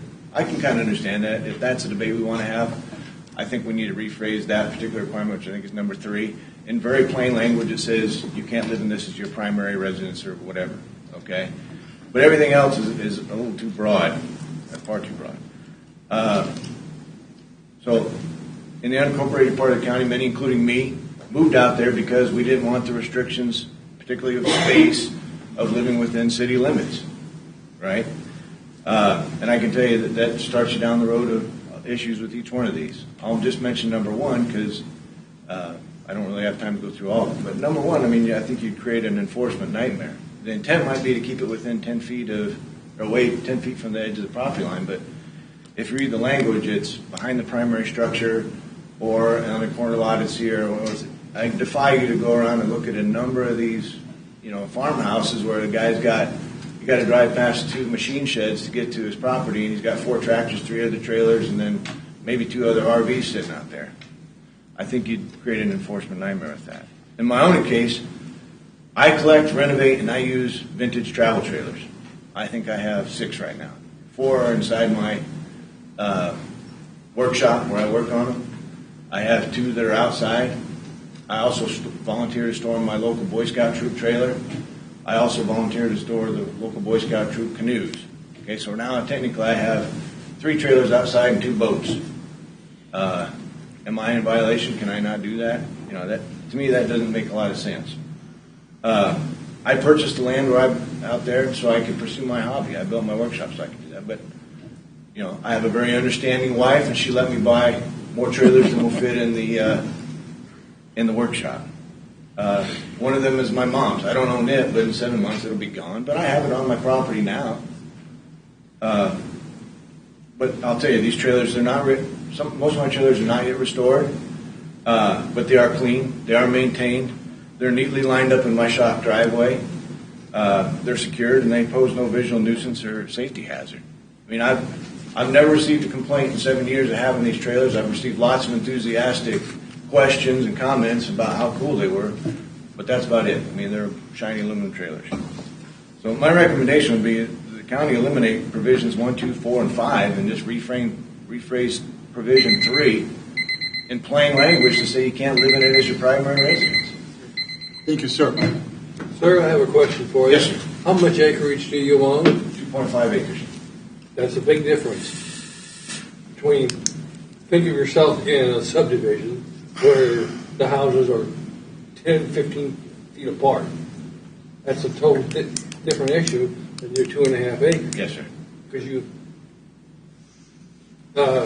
without getting down to the nitty gritty, you have plenty of room for what you're doing. But not everybody who has one of these units has the amount of room that you have. That may be true, sir, but I think that was part of my point. I mean, I bought the property that I bought out in the unincorporated part of the county, so I'd have sufficient space to do what I wanted to do. Right. And I think that's what most people have done, you know, if they farm or whatever, that they bought the space that they needed to do what they wanted to do. Thank you, sir. Anyone else? Good evening. My name is Philip Bouffard, 4316 Grand Avenue. I do live in the city limits, but my plan was to move into the county to get away from the city restrictions. And what I'm forecasting is if the county approves it, the city's going to follow suit. A couple of things that she read was the word storage. I think that term itself should be defined a little more further because, like someone else mentioned, when I'm planning my trips and my work schedule, I can't go to the storage unit that I do have my place for to go get it because they're closed. They don't, once like I get off at 4:30 and they don't let no one in the RV lot after 4:30, they close at 5. So I'm stuck with a week. I pull either a week before my trip or it's stuck for a week till I put it back in there. And I'm already violating the proposed ordinance within the first trip that I take. And I have a lot of trips booked this week. Also, or this year. Also, if I do my own maintenance on my own trailer just like this gentleman does, but I do it in my driveway. That's where my tools are. It's almost forcing me to take it somewhere else to get it done and pay it out of my pocket. So, like I said, changing the word storage. I don't store mine in my house because I use it so much. I do have a storage lot. Some of these people do not because they live in the county. That's what I had planned to do. Buy a piece of property, build a house, live in it. If the government, if I can claim my RV as a second house, why can't I live in it for a period of time until my other home is built? I have the amenities as a house. It's a 40-foot toy hauler with full amenities. I claim it as a second home as a tax write-off. I don't know why I couldn't live in it temporarily or for months on end, on my own property if I was building a house. That's pretty much all I have to say on my part. Thank you, sir. Anyone else wishing to speak in opposition? Good evening. My name is Chris Chateau. I live at 15753 Chieftain Road out by Tonganoxie. I live on 4 acres out there, and I have several RVs myself. I'm opposed to this redefinition, mainly because I think it's overly broad. It sort of sounds like it's based toward, like you said, the city, where you have smaller pieces of property. With 4 acres, it's I've got plenty of room to store my campers and things like that. And I really would hate to have to go and pay for storage or get rid of my campers, whatever. So, anyway, thank you. Thank you, sir. Thank you. Anyone else wishing to speak in opposition? Good evening. My name is Patrick Manning. I live at 17055 Dempsey, and I just want to pretty much speak on cosign basically what everybody's saying. The definition I think needs to be changed. My biggest question, I know it's a kind of a rhetorical question, is where does the overreach end? How many pieces of farm equipment do you have to have, or are you allowed to have?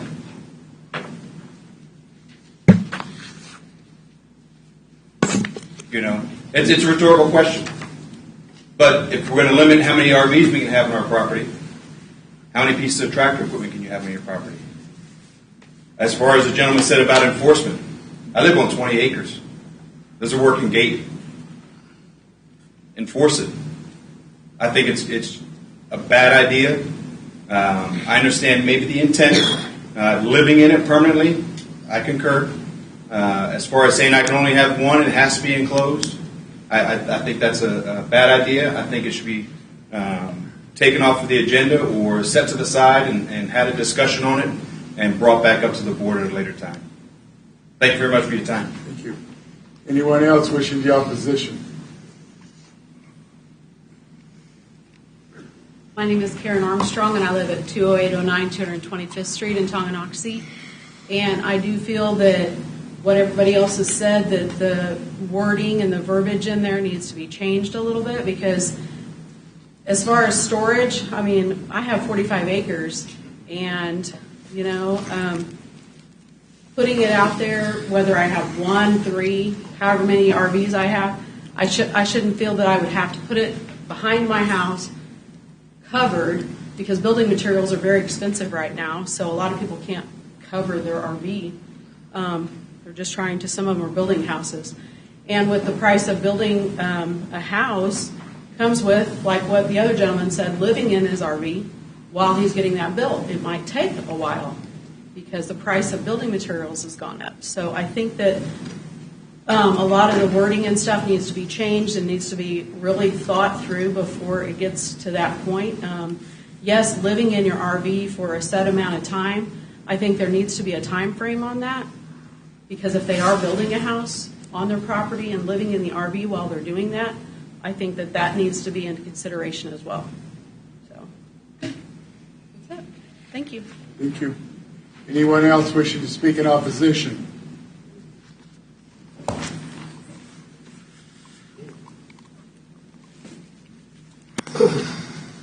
Good evening, Commissioners. Joe Herring, Surveying. Not here to talk against Article 3.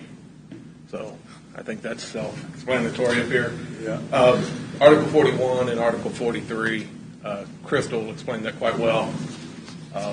With the work sessions and working hand in hand, I was part of those, got to listen into those study sessions, work groups. On 41, and I believe Commissioner Doug Smith brought this up this morning in the BOCC meeting, he asked to clarify on the roadway spacing is only considered on the side of the road you're accessing. But the exact next statement states, in the event the roadway exists on the opposite side of the access road, all efforts should be made to align the roads or meet minimum spacing standards. So basically allowing to enforce spacing on the opposite side of the road, and that was not the intent in my understanding. So Crystal's in the meeting said that it's only on one side. I just think that statement muddies the water and leaves it open to interpretation, maybe not by this staff, but we all know that in the future things get interpreted differently by board members, commission, and staff. Article 43, cross-access easements.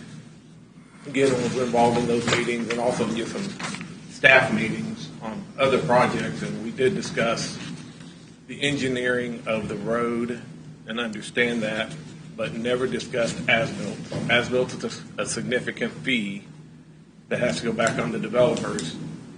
We discussed the engineer signing, basically providing a letter saying they built what I designed. That does not cost, but it does cost to go out and provide an as-built, especially an as-built for something that the Board of County Commissioners, you know, that's why they're private roads. You know, you can put a mud road in, and if an engineer would design it, you could put it a dirt road, a grass road. I just think that's taking it a little far on that cross-access easement. So you're saying they can say they build a road, but they can build whatever they want? I'm saying that if the road has to be engineered, that is clear. Okay, engineered. And the engineer has to sign off that they built what he designed. That is what the discussion was. My concern is having to provide an as-built of what was built. That's what's provided in the county roads when the county's really concerned about what was being built. The Board of County Commissioners have been pretty clear. They don't care what type of road they put in. Okay, as long as it's built to the engineers, what the engineers submitted. Right. And that's been discussed later. So. Okay. All right. Thank you. Thank you. Anyone else wishing to speak in opposition?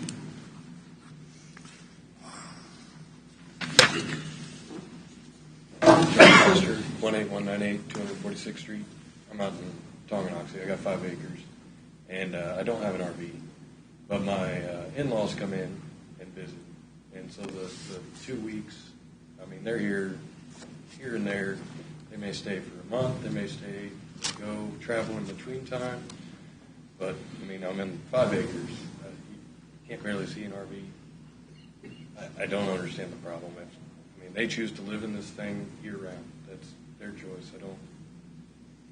Can't make that for them, but I don't understand why they can't park it on my property. I mean, I'm fine with it. I don't see what the issue would be. I mean, I have a neighbor that has cars and containers and stuff stacked all over the place, and that seems to be no issue. But a $100,000 RV parked in the driveway is a problem, and I just don't understand it. So, I mean, that's my point on it. I just think it's way too much overreach. What I do on my property is my business. It doesn't affect anyone else. Thanks. Thank you, sir. Anyone else wishing to speak in opposition? Is there any additional information to be presented? Sir. The public comment portion of this hearing is now closed. Are any questions or comments, commissioners? I think we do want to at least table Article 3 at this point in time for some I agree. major changes in language. I think It's the way around it. Yeah, because I think it has been misinterpreted what the idea was. So that's that. The other two, you had concerns from Mr. Herring on that. What was your thoughts on that? Well, I always appreciate concerns from Mr. Herring first. Yeah.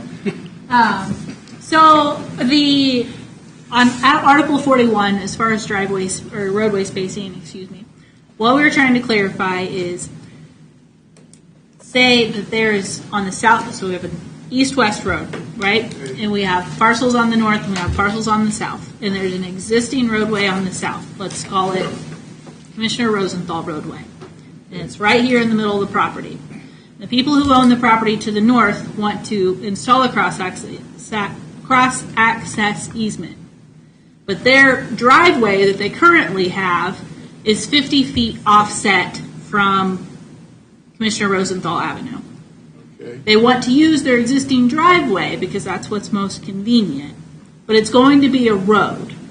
So what we're saying is, if you can line that up in that instance, you would be able to, because you have the road frontage, it's not like you have to acquire additional right-of-way or anything like that, that you need to line that up so that we don't have a 50-foot offset. That's dangerous. Okay. Now, if you can't, say that your roadway is on a different piece of property and you would have to acquire right-of-way from someone else, then we're saying you're only meeting your driveway spacing requirements up on the north side of the road. If it is possible to make a four-way intersection, which is the safest intersection to have, right, and it is not prohibitive by topography or ownership, that you need to make that four-way intersection. That's what we're trying to suppress. If at all possible. Yes. Okay, let me ask you this. Say you've got the subdivision on this side, it's already done. Gentleman on the opposite side, say the south side's going to develop it. If you have to put that road to line it up with that one, what happens if it eliminates 5 lots on his property because they're putting it where you said you want it? Because then it might not create where they can put lots on it. So they might lose 4 or 5 lots or whatever in the shuffle. It might cost them lots just to line it up the way you want it for your road. For the safety of the people who are driving on the roadway. And there are many ways that a road can be configured to maximize a parcel. But still, if you move it so far to one side of a piece of property, you can eliminate lots. If it's lining up, you're going to eliminate lots. Or there's a possibility you are. But for good planning, sometimes do that. Yeah. Good planning should compromise Well, somebody's I property. disagree with that. I don't think the road has to line up, especially if it goes to one subdivision and it just quits. This side goes just the end of this, there's a circle at the end. It's always best to have 4-corner intersections and having a bunch of odd ones on different sides of streets where people are coming out at different lengths. But Safer. yeah, it's safer. It definitely is.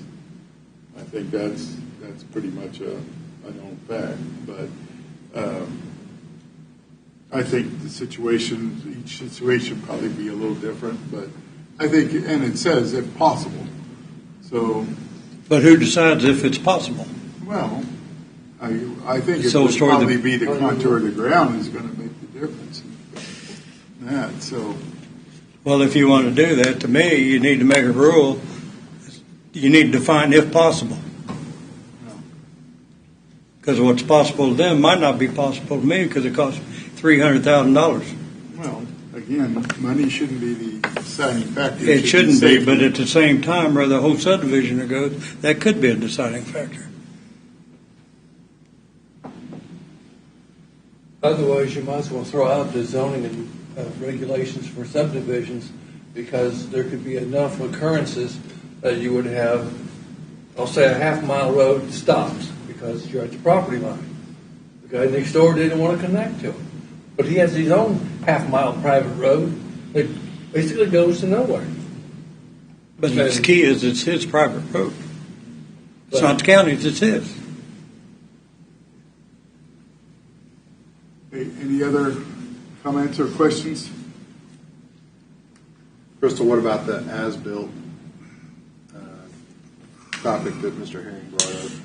What's your thoughts? So we require as-built on engineered septic systems. That's something that we require currently. We typically don't have an issue with getting those. We used to have an issue, but we changed some things that we no longer do.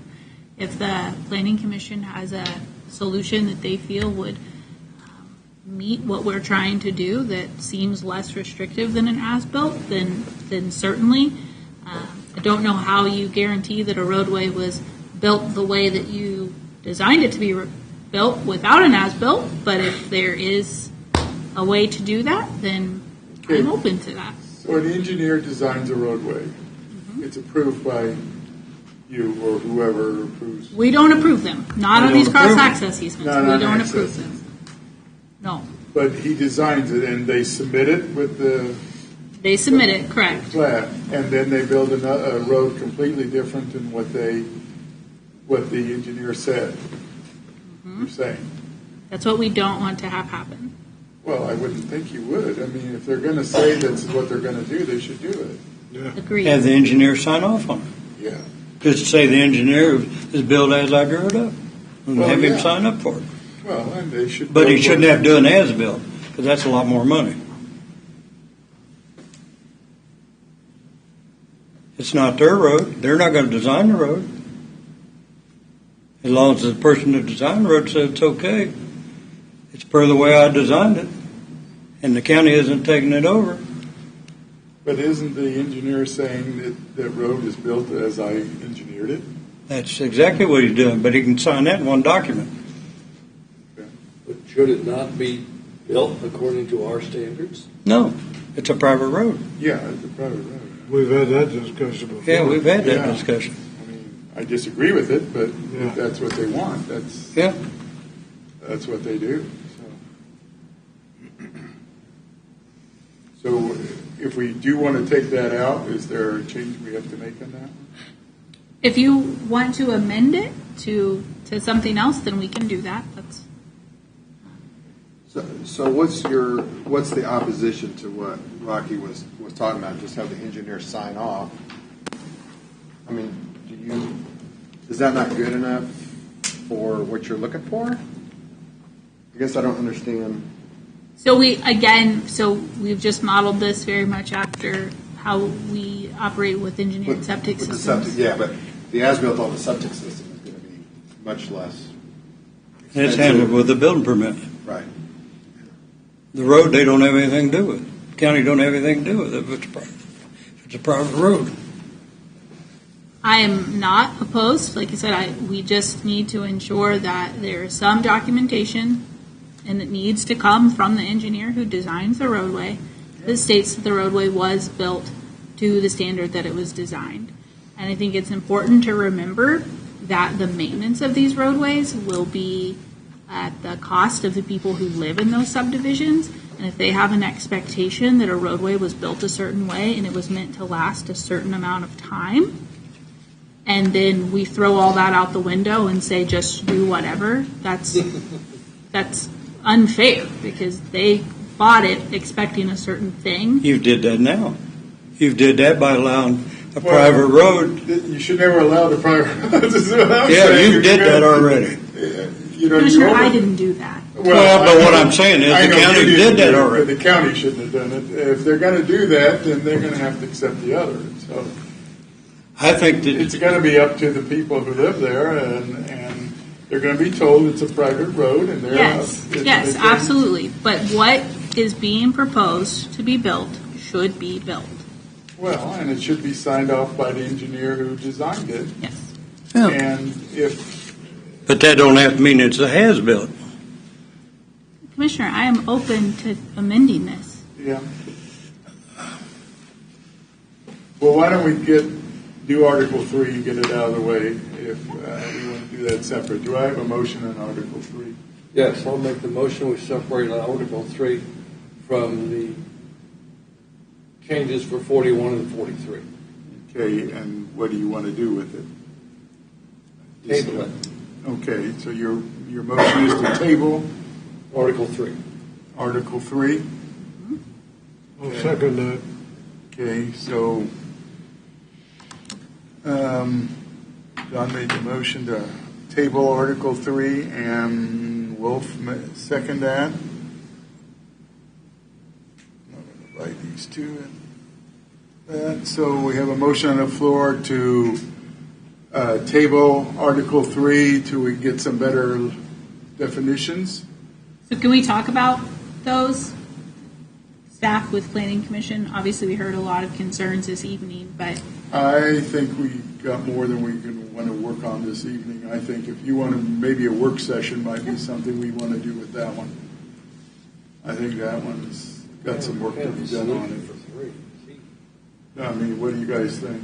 Yeah. Work session. Okay. So we have a motion on the floor with a second to table Article 3, and that's with case number DEB 033, the text amendment. Is there any further discussion? Do we want to give instructions as far as whether we want a work session or do we want staff to work on it? Well, we just pretty much thought we decided on a work. I think most of us said we wanted a work session. Okay, that's fine. I just want to make sure. Okay, roll call vote on this one. John Matthews? Yes. Terry Bukowski? Yes. Mark Danny? Yes. Wolf Smith? Yes. Rocky Hempel? Yes. Jeff Spink? Yes.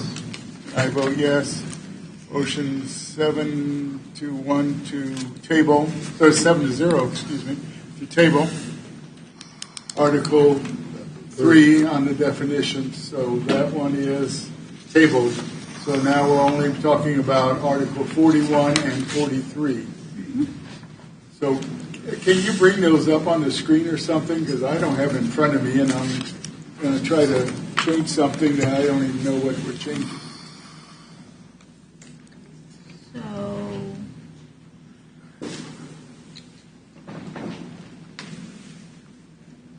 there's 41.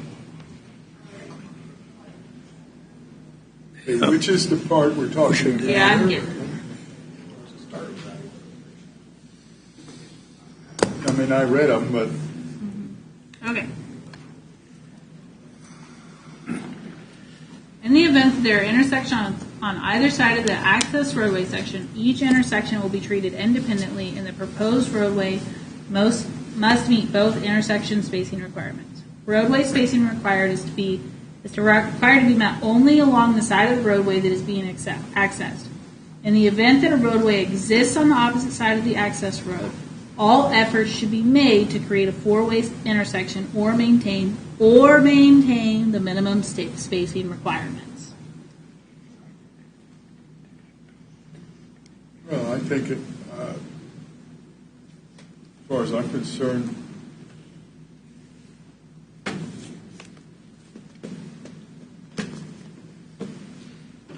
I think you need to take all efforts out. I think it should be either create a four-way intersection or maintain spacing requirements.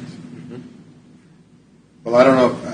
I definitely agree about the ambiguity in it, and that Mr. Van Paris would agree, but that's what opens the door for lawsuits. I live in the world of ambiguity. Yeah, I know. I know. Most attorneys do, and I live in the world of taking away the ambiguity. No offense to my attorney friends, but whether we require it or not, I don't like best efforts, because my best effort, you may think, is not even any That's what effort I'm at all. saying. That's what I'm saying, though. Right. Yeah. That's what I mean. Yeah, just take out the all efforts and just say create a four-way intersection or maintain the spacing requirements.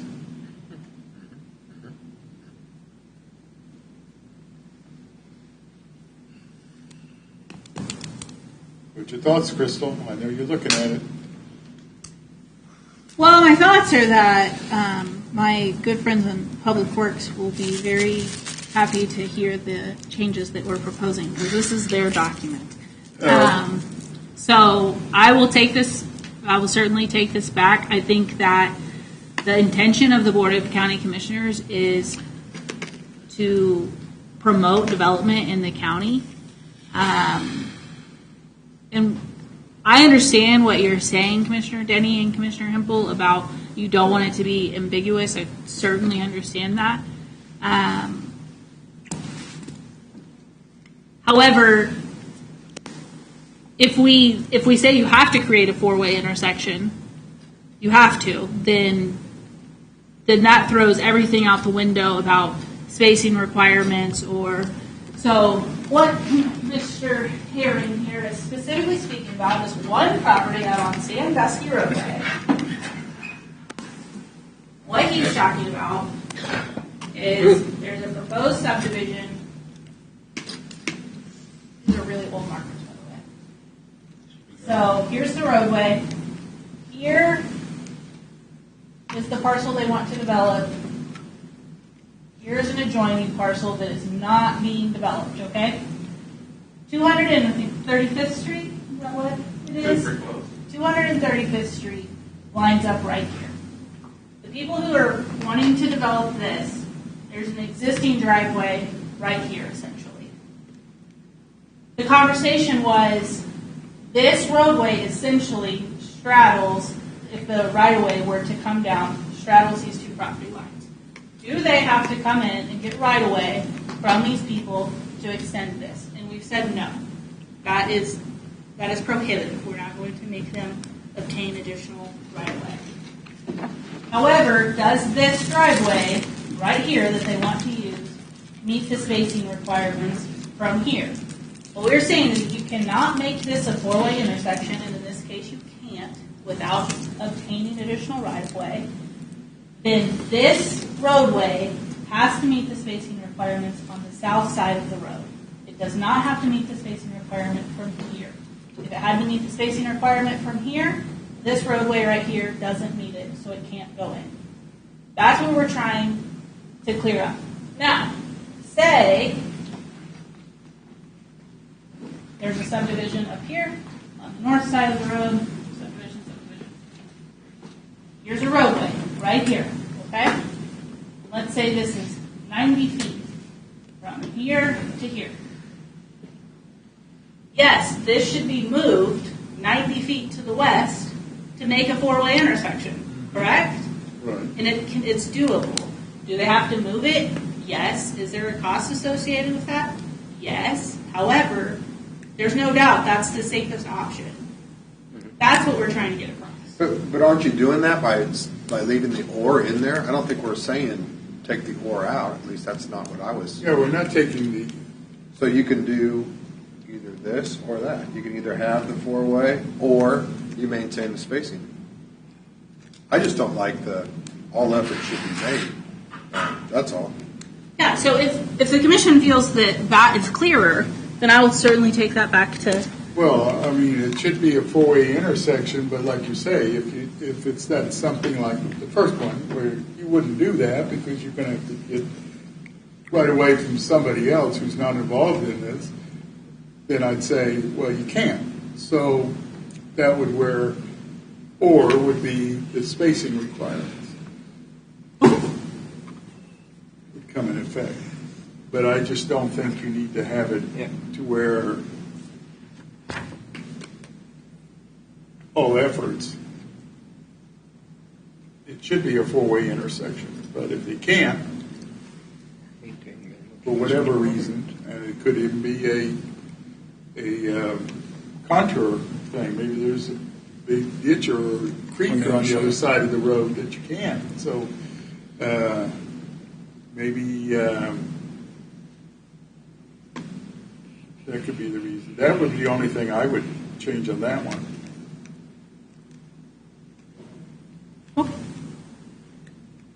So, like I said, I will take this back to Public Works first thing in the morning, and Okay, so in essence, are we just going to end up tabling this too, or? I think I'm hopeful that this is I think I understand what you're trying to say. You just want to get rid of in all efforts are made. Right. You want to say either create a four-way intersection or meet the spacing requirement, one or the other. Correct? That's what we want. Okay. That's what I want. I mean, Yeah, I would just say opposite side of the road, all of us take the all efforts out. I agree with that. Okay. And what was the other one on the other one? The 43. The as-built. As-built. So, is there another document that the commission feels would be sufficient that is not an as-built? Okay, can you show us where that is? You know, I've read it all, but I can't remember. Sure. Developer shall provide an as-built drawing to the county upon completion of the cross-access easement. The as-built shall be completed by the designing engineer. Okay, explain to me, and maybe I'm just missing something. What does as-built mean? They're saying this is what was built, essentially. Commissioner Rosenthal, Dr. Jeffrey, my understanding is this. I'm an engineer. I design a road. It will be reduced to a blueprint, a design plan that will have points that a surveyor would be able to find. That is what should be built. And as built is after final construction, you go back and resurvey it to show any deviations between the design and what was actually built. Because in all likelihood, despite best efforts on any significant project, there will be deviations. It may be a matter of inches, less, more, but it is basically what is actually in the ground, and it is very, very detailed. Generally, as-built plans are required, for example, when the county does roads, such as the Eisenhower project, right? Because it hooks into existing stormwater drainage systems. After it is finished, we will be requiring as-built plans so that any future designs as are affected by that road and the existing infrastructure it hooks into can actually, you can point with certainty where it is. Mm-hmm. And that's really what it boils down to. Your other option would be to have an engineer design the road, in this case the county, because they are private roads, the county will not sign off on the road. We are asking for an engineer to submit a plan. It will have an engineer's stamp on it. The alternative to as-built would be a letter from that engineer with his stamp on it saying this road was constructed in accordance with these plans, but it would not stand as an as-built guarantee. I think if you're going to allow those roads, that's what It's you a need. degree of certainty. Okay. I mean, if you're going to allow the roads to not meet county standards, and the engineer designs it, and the engineer submits the letter, I think that's good enough. To the extent that private roads are to be allowed at all, and I think this board has had lengthy discussions on that. Right. I would offer just that for the purposes of the county, since we're not approving of the road design, an engineer's letter is probably sufficient. Well, that's my thought too. Now, how about the rest of you? See, my as-built road is a different interpretation than yours. When you send an as-built plan for an apartment complex, you're sending a drawing saying this is how we altered the plans, this is how it's set, and this is it. Of course, that don't include boundaries or anything like that. That's the structural building itself. They should have, or I see no reason why, if you're building it, the points are already set. I mean, that road is set, and there will be pins for lots or whatever, and the pin should be set all the way through that thing already. In fact, I won't buy a lot unless it's surveyed. Commissioners, I have amending that from requiring an as-built that it states that a letter sealed by the designing engineer shall state that the roadway was built in accordance with the submitted design/plans of the project. I think that'll work. Okay. Now, can we vote on that? And then you're going to bring it to the county commissioners anyway, correct? Yeah. If the engineer has problem, if the engineers have a problem with it, then I guess they can bring it up with the county commissioners, right? Yeah, and we can. I mean, I can change the Public again. Works on that. I can change the. Sorry, it's late. The wording in this. That's why I'm running this by you. This is what I have. I can change the wording, and if you approve of that wording, I can go ahead and forward this to the Board of County Commissioners with just like we do with conditions when we modify Right. commissions or Yeah, conditions. and Sorry. I'm sure if Public Works has a problem with it, they'll talk about it at the Yes. commissioners. All right, do I have a motion? Chairman, I make a motion and we approve Article 43 as 41 and modified here this evening. 41 we weren't quite done with, I believe. 41. 41, we just took out We. in all efforts. Yes, you're Okay. removing all Then efforts. I will approve, or make the motion to include both with those changes. 41 is to move the efforts, and the 43 is have the engineer sign off on it. Yeah. Okay, Second. you second it? Okay, we have a motion on the floor with a second to approve 41 and 40, Articles 41 and 43 with the two changes. One is moving all efforts, and the other one is have the engineer sign off on it. Have a roll call vote or any discussion? John Matthews. Yes. Terry Bukowski. Yes. Mark Danning. Yes. Wolf Smith. Yes. Rocky Hempel. Yes. Jeff Spink. Yes. And I vote yes. Motion carries 7-0. The Board of County Commissioners will consider this item on June 2nd, 2021 at 9 a.m. at the Leavenworth County Courthouse.